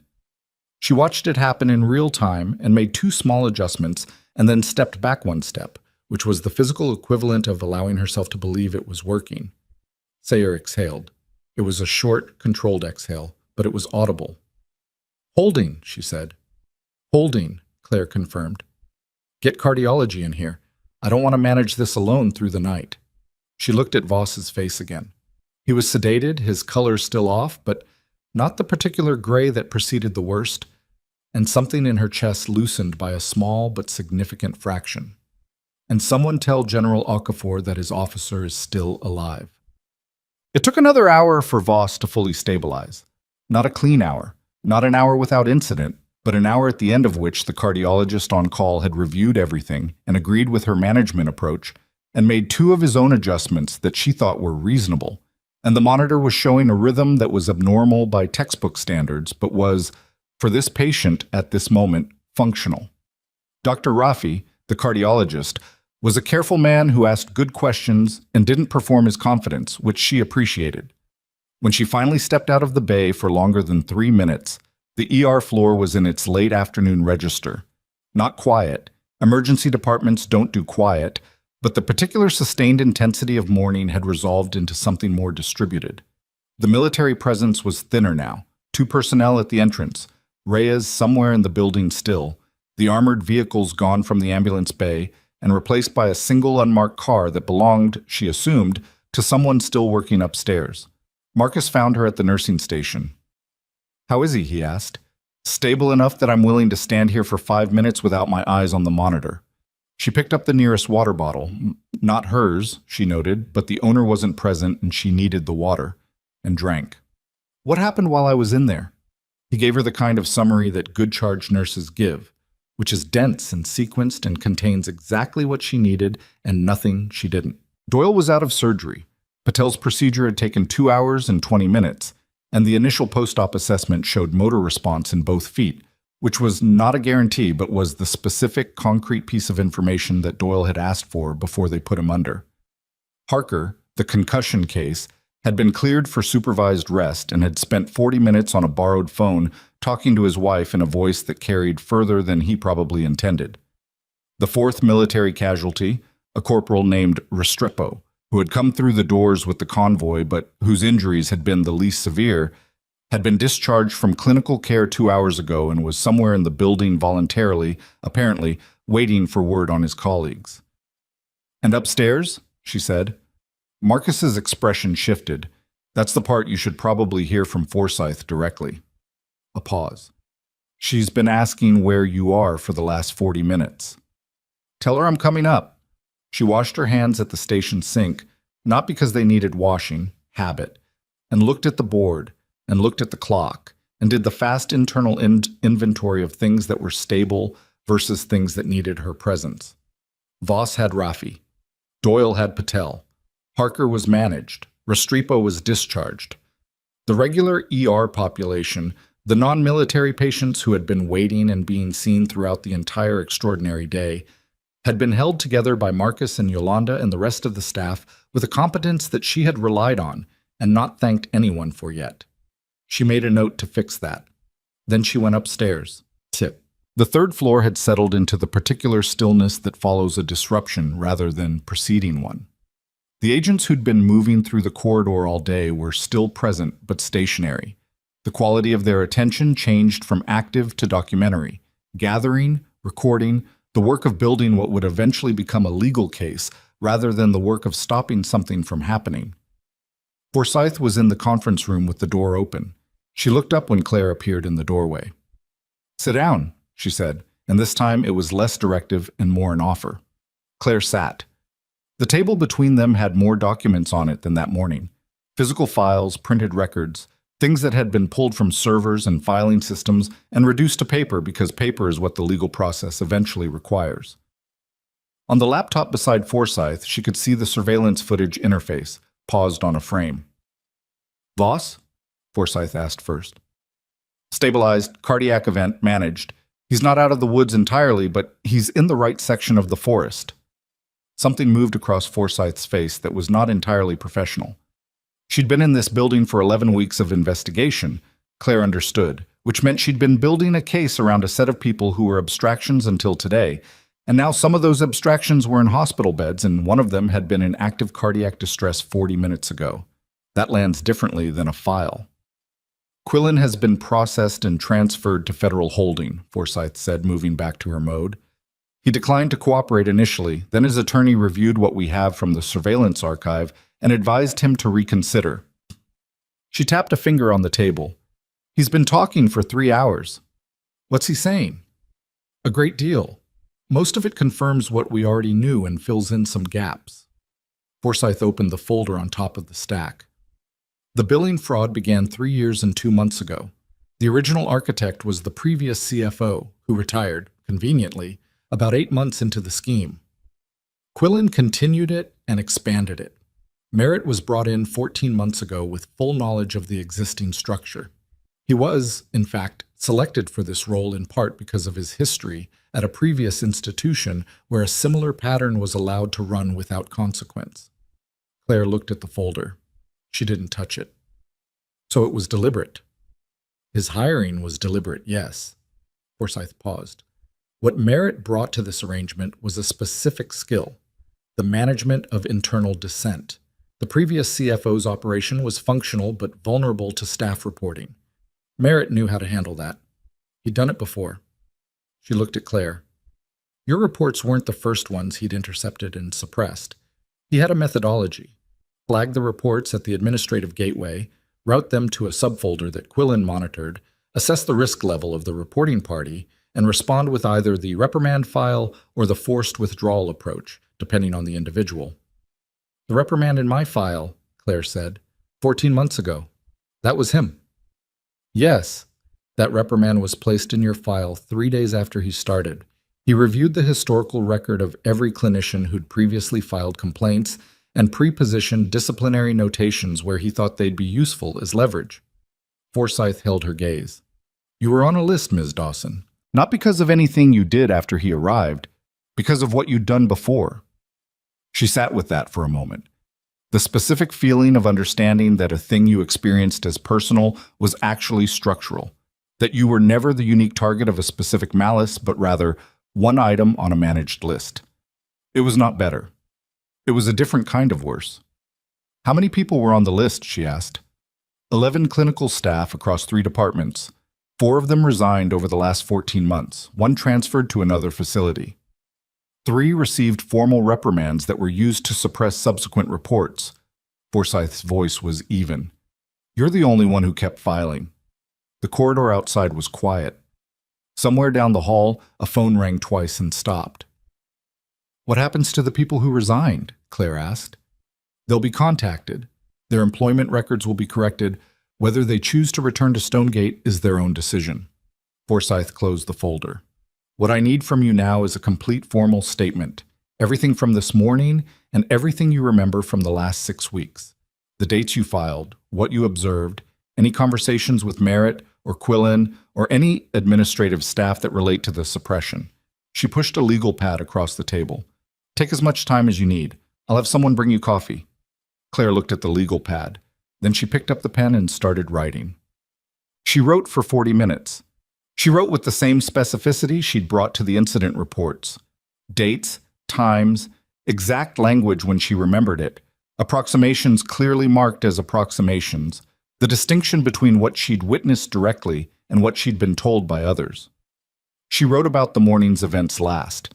When she got to the part where Fawkes had held the door and she'd walked through it, she paused for a moment. Then she wrote it anyway. Forsyth reviewed the statement while Claire was still sitting there.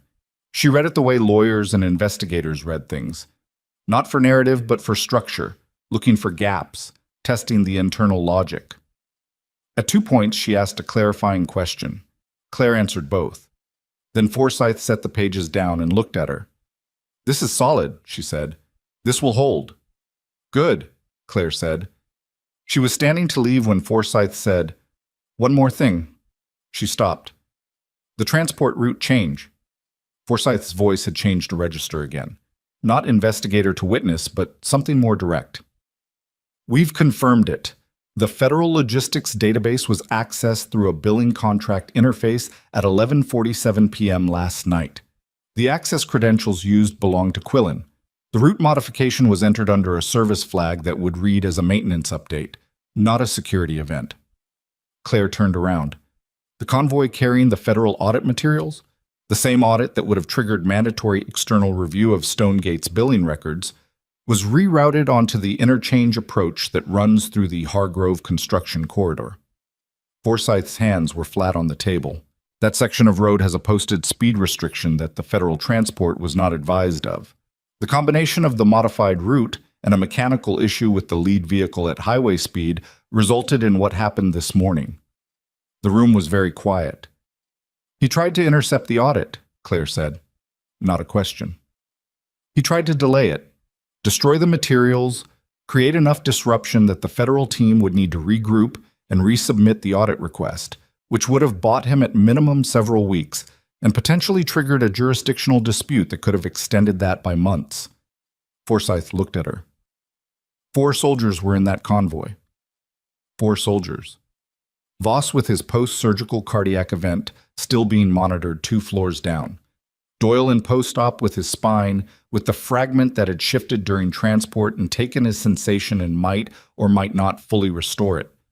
Parker with his concussion, calling his wife. Restrepo, discharged and waiting in a building he didn't need to be in anymore, waiting because leaving felt wrong when his colleagues were still patients. "Does Merritt know about this part?" she asked. "He's known for approximately 2 hours. His attorney has been in active renegotiation of his cooperation agreement since then." Forsyth paused. "Attempted interference with a federal investigation is one charge. What happened on that highway this morning is something different, and Merritt, apparently, is very clear on the difference." She came back down to the clinical floor, and the first person she saw was Priya. It was an ordinary moment in its mechanics. They passed each other near the nursing station, Priya coming off a task, Claire heading toward Bay 1 for a Voss check, and it was anything but ordinary in what it carried. Priya stopped. Claire stopped. The ER moved around them in its continuous present tense. "Forsyth told me," Claire said. Priya's face did several things. She was 34, had worked this floor for 6 years, had a steadiness that Claire had always relied on and never said so. Right now she looked tired and slightly frightened, and also something else. The specific expression of someone who has been holding something for a long time and has recently been allowed to set it down. "I didn't know if it would do anything," Priya said, forwarding the reports. "I didn't know if anyone was actually looking." "Someone was. I should have told you I was doing it." "You were protecting yourself," Claire said. "That was right. You had to be able to deny knowledge if Merritt came after you." She paused. "The documentation you gave them, 8 months of it." Priya looked at the floor briefly. "I kept thinking someone official would do it first, and then they didn't, and I kept keeping notes. And eventually I had—" She stopped. "I didn't want to be the only one who knew what was happening in here." Claire looked at her. "You weren't," she said. "You just didn't know the others yet." Priya's jaw moved. She nodded once, tightly, and then someone called her name from the station, and she went, and Claire went toward Bay 1, and the ER did what it does. Voss was awake for the first time, not coherent, partially sedated, intermittently aware, his eyes opening and closing with the effortful rhythm of someone surfacing from a depth, but awake enough that when Claire came to the bedside and said his name, something in his face reorganized in response. "Colonel Voss?" "I'm Claire Dawson. I'm the nurse who's been managing your care today." His eyes found her, focused slowly. "Reyes," he said. His voice was barely there, a thin, hoarse version of what it probably was. "She's in the building. She's fine." "My team." "Doyle is in post-op. Spine surgery went well. Early signs are positive. Parker is resting, Restrepo was discharged, and is currently sitting in your waiting area refusing to leave. She paused. They're all here. He closed his eyes, opened them again. You, he said. Me, she agreed. He seemed to be working through something. Reyes told me. Your record. His breathing was labored but controlled. Why did you... He stopped, gathered something. Why civilian medicine? She looked at him. It was not the question she'd expected from a man who'd been through what he'd been through in the last 12 hours, which meant it was probably not a new question, probably one that had been sitting somewhere for a while waiting for the right moment, the way important questions do. I needed a different kind of work, she said, after a while. Something where I had the same people around me for more than a deployment cycle. She paused. I'm not sure I made the right call, but I made a call. He was quiet for a moment. His eyes were working hard to stay open. You made the right call, he said. Today. She didn't answer that. She checked his numbers. The rhythm still abnormal but held. The pressure improved from the morning's valley, the saturation at a level that Rafi had said he was satisfied with. And then she made a note in the chart and stepped back. Rest, she said. His eyes closed. She stayed for another 30 seconds to be sure, then stepped out. What?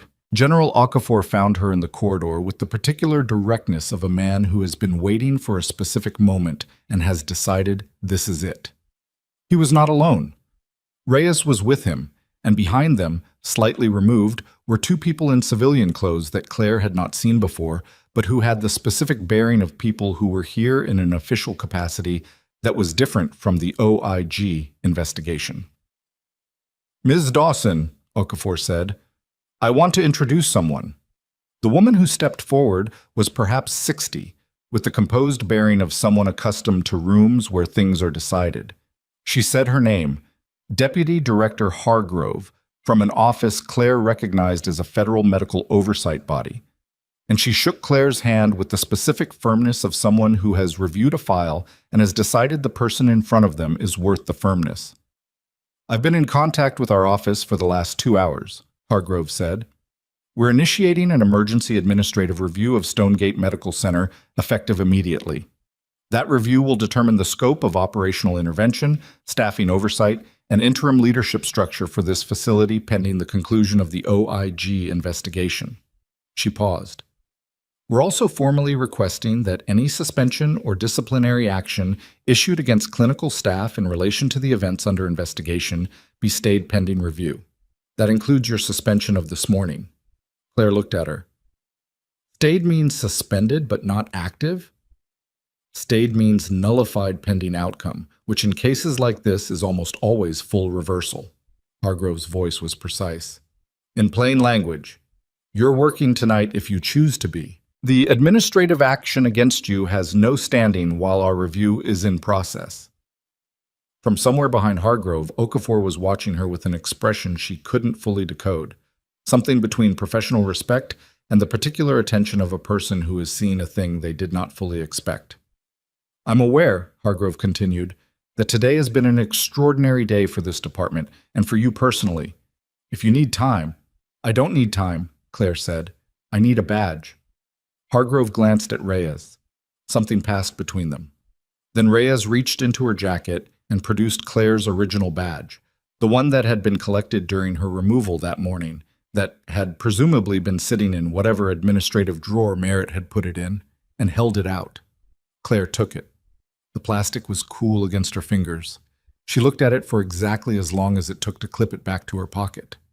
Thank you, she said. It was the last moment of anything resembling stillness for the rest of that evening.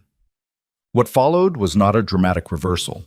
It was work, which is what reversals actually look like when they happen in real places rather than in the constructed version of events.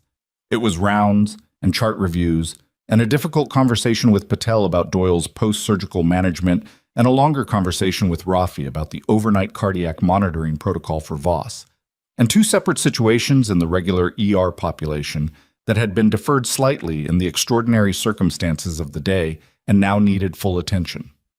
It was Marcus handing over the charge responsibilities at shift change with a handoff that lasted 20 minutes because the day had generated 20 minutes of handoff.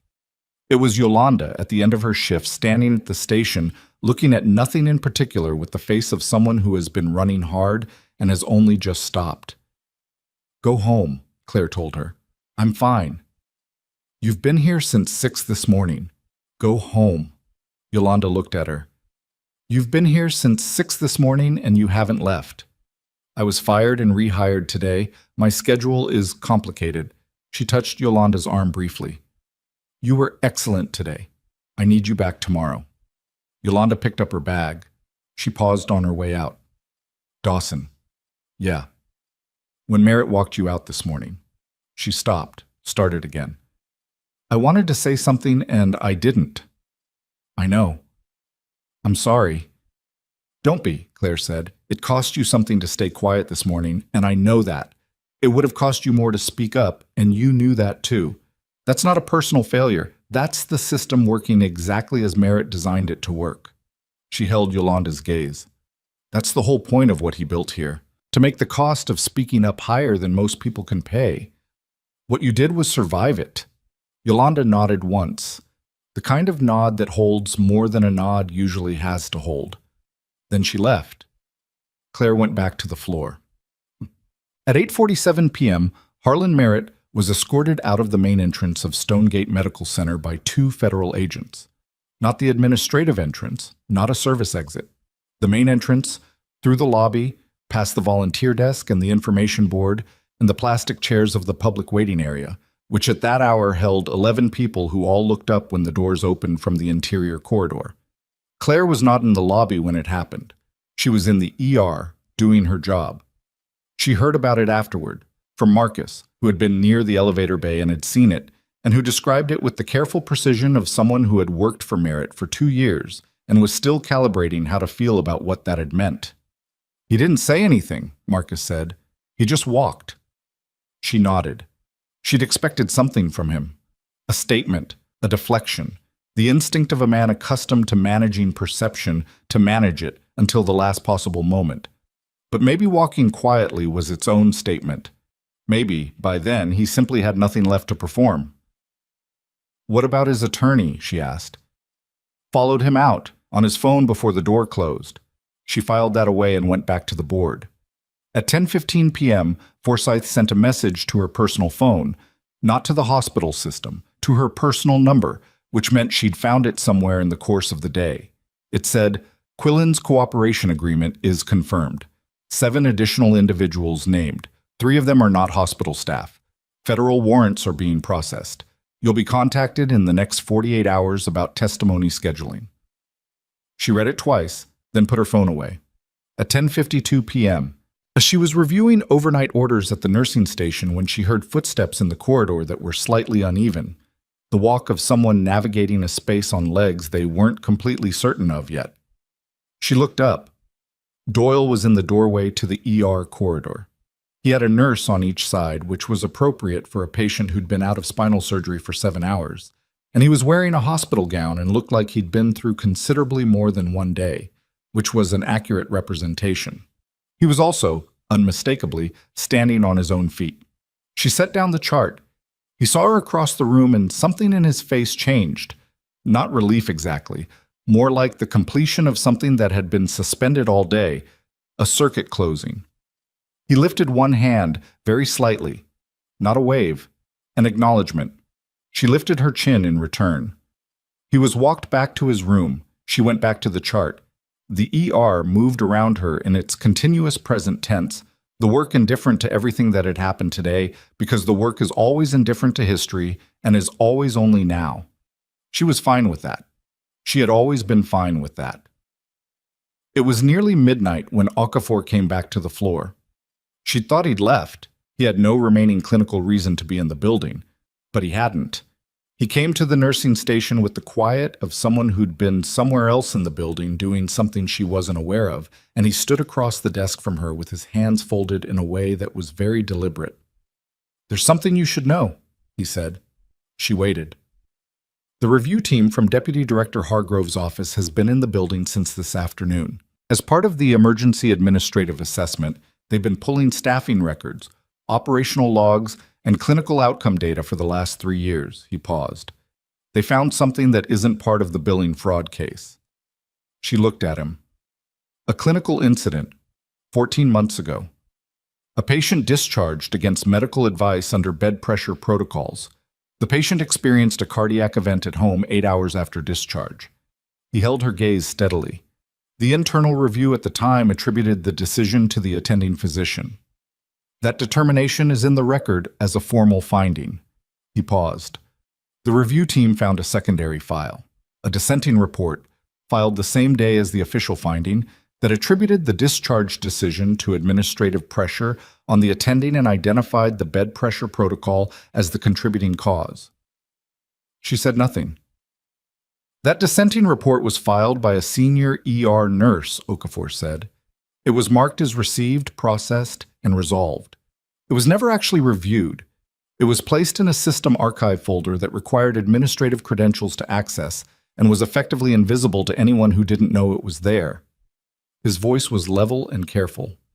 The reprimand that was placed in your file 14 months ago, the one that Merritt then used as leverage to characterize you as a problematic employee, was issued 4 days after that dissenting report was filed and suppressed. The nursing station was quiet. The ER behind her was doing its night shift rhythm, different from days, lower volume, but no less constant. The reprimand was retaliation, she said. Yes. From the previous administration. Yes. He paused. Which means Merritt didn't build a targeting file from scratch when he arrived. He inherited one that had already been built for him, flagging you as a known risk. A clinician who filed reports, who didn't withdraw them, and who had already been given an official sanction that could be used to undermine her credibility if she filed again. He let that settle for a moment. The review team flagged this 2 hours ago. Forsyth's office has been notified. It expands the scope of the investigation significantly. She looked at her hands on the desk. She was very still. How many others? She said. They're still pulling records, but you're not the first. She had known that, in the way that experienced clinicians always know the shape of institutional dysfunction, even when they can't see its full architecture. You feel it in the resistance, in the specific texture of the responses when you push against the walls. But knowing the shape and having the evidence are different, and the evidence was now in the hands of people with the authority to use it. There's one more thing, Okafor said, and his voice had shifted slightly. Not to something softer, more to something more deliberate. Hargrove's office will be making a formal recommendation regarding interim operational leadership for this facility during the review period. Standard procedure is to appoint someone from within the regional health authority. He paused. She asked me before I came down here whether I thought there was internal clinical leadership at Stonegate worth considering for an advisory role in the interim structure. She looked at him. I told her yes, he said. I told her specifically, yes. The night shift nurse coming to relieve the position nearest her arrived at that moment and began the handoff with the ordinary efficiency of a transition, pulling the chair, reviewing the board, asking 2 quick questions, doing the invisible work of continuity that keeps patients alive through the hours when the building is quieter and the risks don't stop. Claire answered the questions and stepped aside and let the transition happen. When she looked back, Okafor was still there. You'll be contacted tomorrow, he said. I wanted you to know it was coming. He left. The night shift settled in around her. She had 3 more hours on her shift and no intention of leaving a minute early, and an ER that needed exactly what she'd been doing all day, which was her full attention applied to one problem at a time in the order the problems arrived. She picked up the next chart. It was a 48-year-old man in Bay 3, presenting with acute abdominal pain, referred by an urgent care clinic, preliminary blood work showing elevated white count. The triage note said he'd been waiting for 40 minutes. She read it once, absorbed it, and moved toward the bay. She was 3 steps down the corridor when her pager went off. Not her clinical pager, which she'd been managing all day, but a different frequency. A number she didn't recognize. A Federal Exchange prefix she'd seen on Forsyth's communications. She stopped, read the message, read it again. The number it contained was a case file reference, and the name attached to the case file was not Merritt's name, and it was not Quillen's name, and it was not the name of anyone she'd seen in the administrative wing today. It was a name she recognized from a different context entirely, from a contract signatory she'd seen on a federal billing document in one of her incident reports, a name she'd noted and not known what to do with, a name that connected Stonegate's billing fraud not to a local scheme run by two administrators, but to a network of facilities across 3 states operating under the same methodology. The message below it was 4 words. "We need to talk." She stood in the corridor with the pager in her hand and read the message a 3rd time, not because the words were unclear, but because she needed a moment between what she'd understood and what she was going to do about it. The case file number was real, the name attached to it, a man named Victor Aldris, listed on 3 of her incident reports as the signatory for a federal billing contract that ran through Stonegate and 2 facilities she'd never heard of, was real. And the implication of those 4 words, "We need to talk," from a federal exchange at near midnight, was that what had happened at Stonegate today was not the whole picture. It was one panel of something larger. She called the number back. Forsyth answered on the 2nd ring, which meant she'd been waiting. "Aldris," Claire said. "We identified him 2 hours ago through Quillen's cooperation statement. He's the contract administrator who structured the billing interface that gave Quillen access to the federal logistics database." Forsyth's voice was not tired, which was something to note given the hour. "He's not a hospital employee. He's a private contractor who works with 7 federally contracted medical facilities across Oregon, Washington, and Idaho. 3 of them are showing preliminary billing anomalies consistent with what we found at Stonegate." So Stonegate wasn't the origin. Stonegate was the most developed instance, but no. Aldris appears to be the architect of the methodology. Quillen and the previous CFO adapted it locally, but the template came from somewhere else. A pause. "We executed a warrant on Aldris tonight. He's in federal custody. I wanted you to know before you read it somewhere else tomorrow." She leaned against the corridor wall, not from exhaustion exactly, though she was exhausted, more from the specific weight of understanding that the thing you thought was one contained problem was actually a root system, and the root system was deeper and wider than anyone standing in the hospital today had fully seen. "The patients," she said, "at the other facilities will be reviewed, all of them."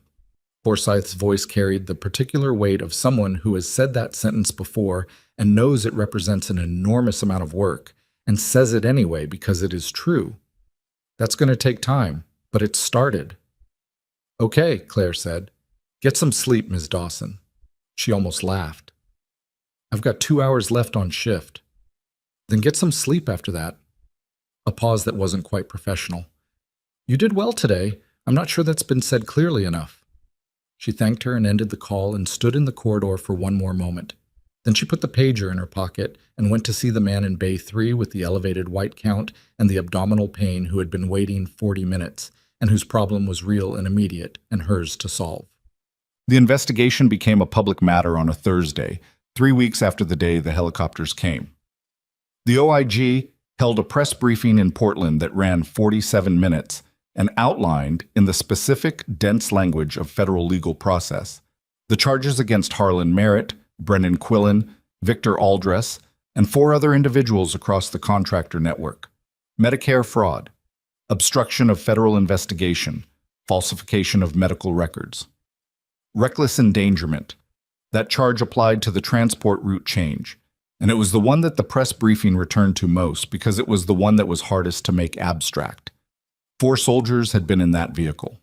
They were alive, which was the outcome, but the outcome had required a specific set of circumstances to produce it, and those circumstances were not guaranteed. Claire watched the briefing on her phone in the break room during a 20-minute gap between patients. She watched it alone. At the point where Forsyth, standing at the podium, said the words "deliberate suppression of clinical staff reporting over a period of not less than 14 months," Claire paused the video and sat with it for a moment. 14 months. The reprimand. The list she'd been on before she'd done anything to deserve being on it. The report she'd filed and the silence she'd received, and the morning 3 weeks ago when Falks had held the door and she'd walk through it with her jacket and her water bottle and a photograph she didn't look at. She pressed play and finished watching. The formal hearing that determined the status of Stonegate Medical Center's operational leadership was held in the third week of October, in a building downtown that smelled of old carpet and institutional coffee. Claire attended because she'd been asked to, and because her formal statement was part of the record, and because she had learned that the work of justice, unlike the work of medicine, which sometimes resolves quickly and cleanly, requires your presence in rooms where things move slowly and procedurally and without drama. Deputy Director Hargrove chaired the panel. There were 7 people on it, including a representative from the State Medical Board, a federal healthcare administrator, and a patient advocate whose presence Claire found, in a way she didn't entirely expect, genuinely reassuring. The hearing was not about her. It was about the facility, its operational status, its compliance requirements going forward, the structure of oversight that would govern it during the reform period and after. She gave her statement when called and answered questions for 22 minutes and said nothing she hadn't already said in her written submission. What she noticed in the room was that several of the nurses who had worked the overnight shifts, the understaffed ones, the ones she'd flagged in her reports, were also present. Priya was there. So was a nurse named Devon, who had worked at Stonegate for 11 years and had filed 1 report in that time and received a verbal reprimand for it within a week and filed nothing after. They all gave statements. Not all of them were composed the entire way through, which was appropriate and human and which the panel did not hurry past. After the hearing, in the lobby, Devon stopped beside her. He was in his early 40s, tall, with the particular quietness of someone who has been carrying something heavy for long enough that they've forgotten what it's like to put it down. "I should have kept filing," he said. He wasn't looking for absolution. He was just saying it. "You should have had a system that made it safe to file," she said. "That's different." He thought about that. "Maybe both are true." "Yeah," she said. "Maybe both are true." The hearing's findings came through 9 days later. Stonegate Medical Center would continue operating under an emergency oversight structure, with an external administrator appointed by the federal review body to govern operations during the reform period. The existing administrative team, what remained of it after the arrests, was formally dissolved. New governance protocols would be implemented and audited quarterly for a period of 3 years. All clinical staff who had received retaliatory disciplinary actions during the period under review would have those records expunged. The bed pressure discharge protocol that had produced the retaliatory reprimand in Claire's file 14 months before Merritt arrived was identified as a contributing causal factor in the broader pattern and was permanently suspended pending development of a replacement with patient safety as the governing criterion. Merritt entered a guilty plea on the federal obstruction charge 11 days after his arrest. The fraud charges proceeded separately, and his cooperation agreement, which he'd been renegotiating since the moment the agents put his transport route evidence on the table, had been accepted. It bought him mitigation at sentencing, not freedom. The difference between those two things, his attorney had apparently explained, was that he was going to federal prison either way, but had the option of going for a shorter period of time. Quillen did not cooperate. His attorney argued insufficient evidence on 2 of the secondary charges. The judge heard the arguments and then heard the evidence, which included 11 months of surveillance footage and the testimony of a contract administrator who had already pleaded guilty and had nothing left to protect. Quillen was convicted on 7 counts.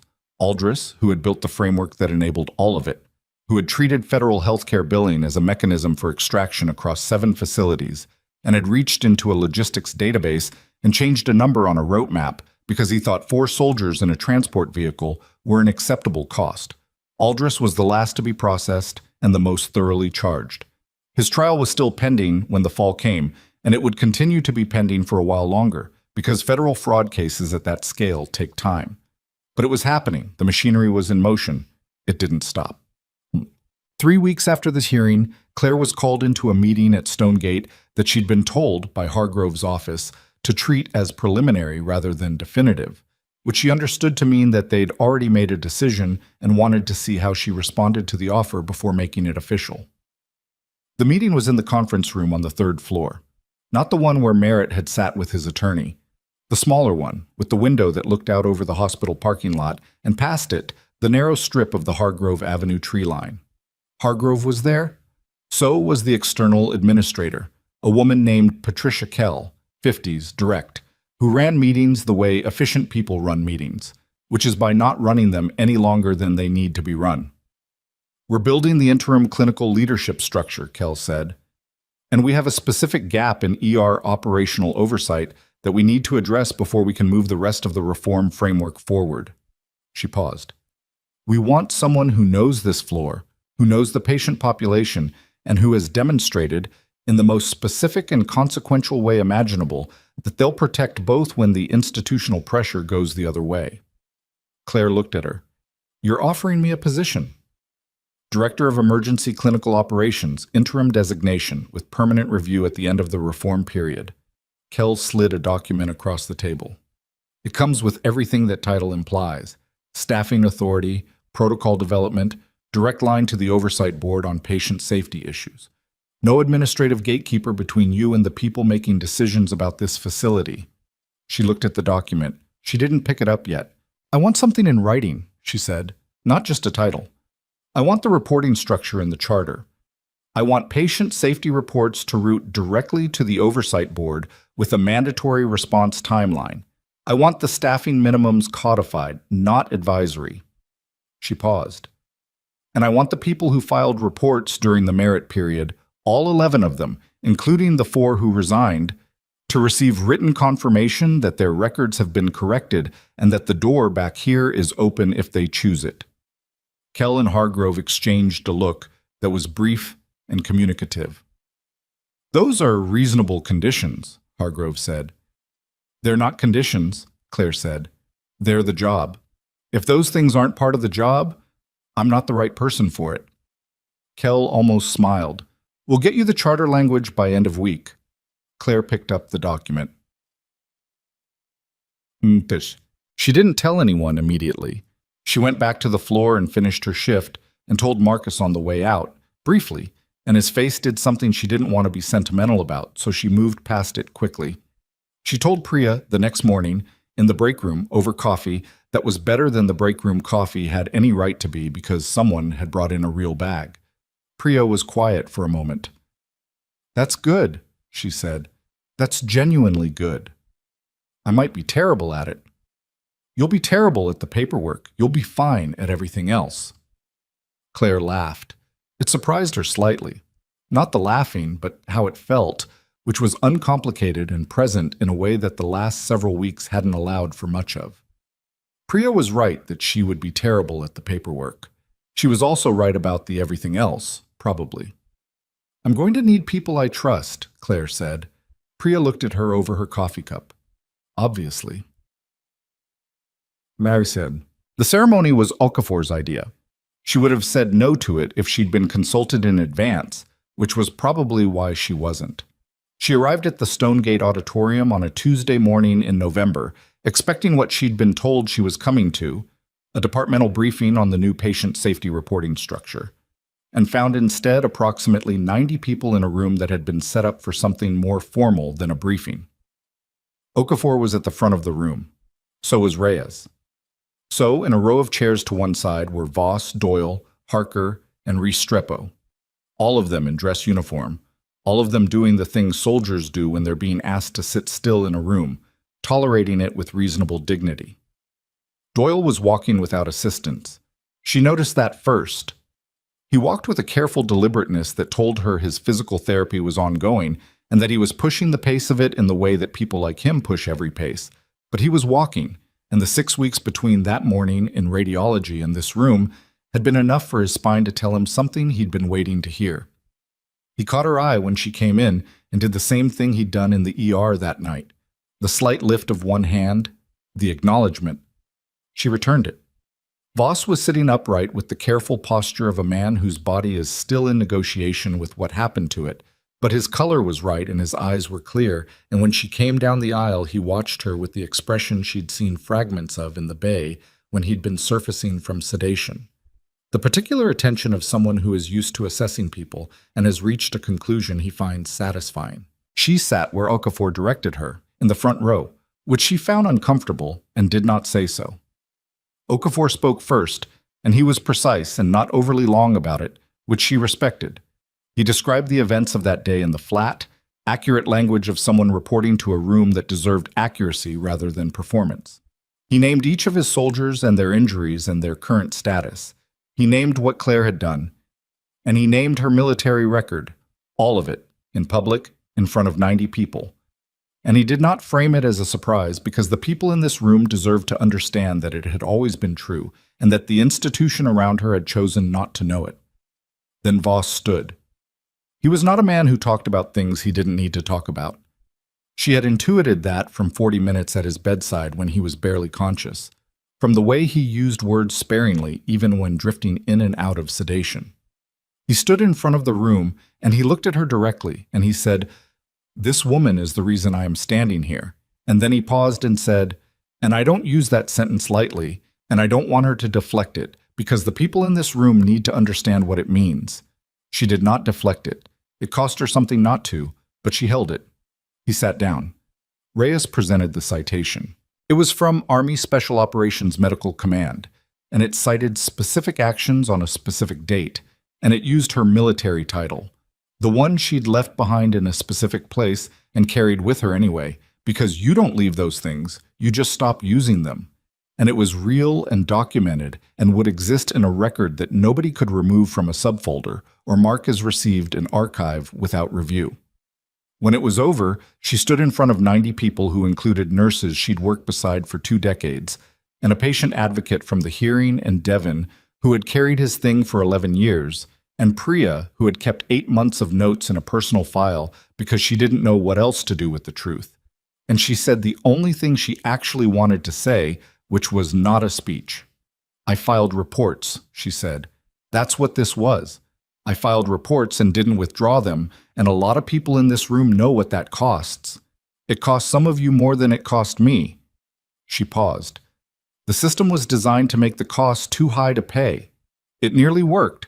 What I actually want, standing here, is for the system we build from here to make it so that the next person who sees something wrong doesn't have to spend 23 years deciding whether they can afford to say so. She looked at the room. "That's the job. That's the only thing this is for." She sat down. Okafor said something she half heard. The applause was genuine and not brief. She let it be what it was. Afterward, in the corridor outside the auditorium, Doyle found her. He was moving carefully, his physical therapist somewhere behind him doing the patient work of following at the right distance without hovering. "You knew," he said, "that morning, before the surgery, you knew there was a real window." "I thought there was," she said. "I wasn't certain." "But you said we'd find out. Not that it was bad, because it wasn't certain yet. And because scared people need the truth, not the worst version of it." He thought about that. "That's a harder thing to do than it sounds." "Yes," she said. "It is." He put out his hand. She shook it. His grip was solid. "Thank you," he said. She nodded. She did not say it was nothing, because it wasn't nothing, and they both knew that, and some things are made smaller by the wrong words. She went back to the floor that afternoon because the floor was where the work was, and the work didn't pause for ceremonies. She checked on the board, reviewed the overnight cases, talked to the new charge nurse, a hire from the reform period, competent, a little nervous, which was appropriate, about a protocol update she was implementing for high-acuity triage documentation. At some point in the mid-afternoon, she went past the locker she'd cleaned out 6 weeks ago. She opened it now with the new code, hung up her jacket, and taped the photograph back to the inside of the door. A woman and a younger Claire, somewhere with mountains in the background that she no longer remembered the name of, both of them squinting into sunlight. She looked at it for exactly as long as she needed to. Then she closed the locker. The ER was busy. It was always busy. The ambulance bay doors opened and a new patient came in on a gurney, and the radio in the bay was working correctly, and the overnight staffing levels were what they were supposed to be. And the reports that the nurses filed went where reports were supposed to go and were read by the people who were supposed to read them and responded to within the timelines that were now in the charter. None of this made the work easy. Easy was never the point. The point was that the work was now allowed to be what it was, hard and real, and done by people who were permitted to say what they saw without calculating the cost first. She clipped her badge to her scrub pocket and walked out to the floor. The badge said her name. The name was accurate. She was exactly where she was supposed to be, doing exactly what she had always been built to do, in a building that had tried to make her invisible and had failed and would not fail in that direction again. Not on her watch.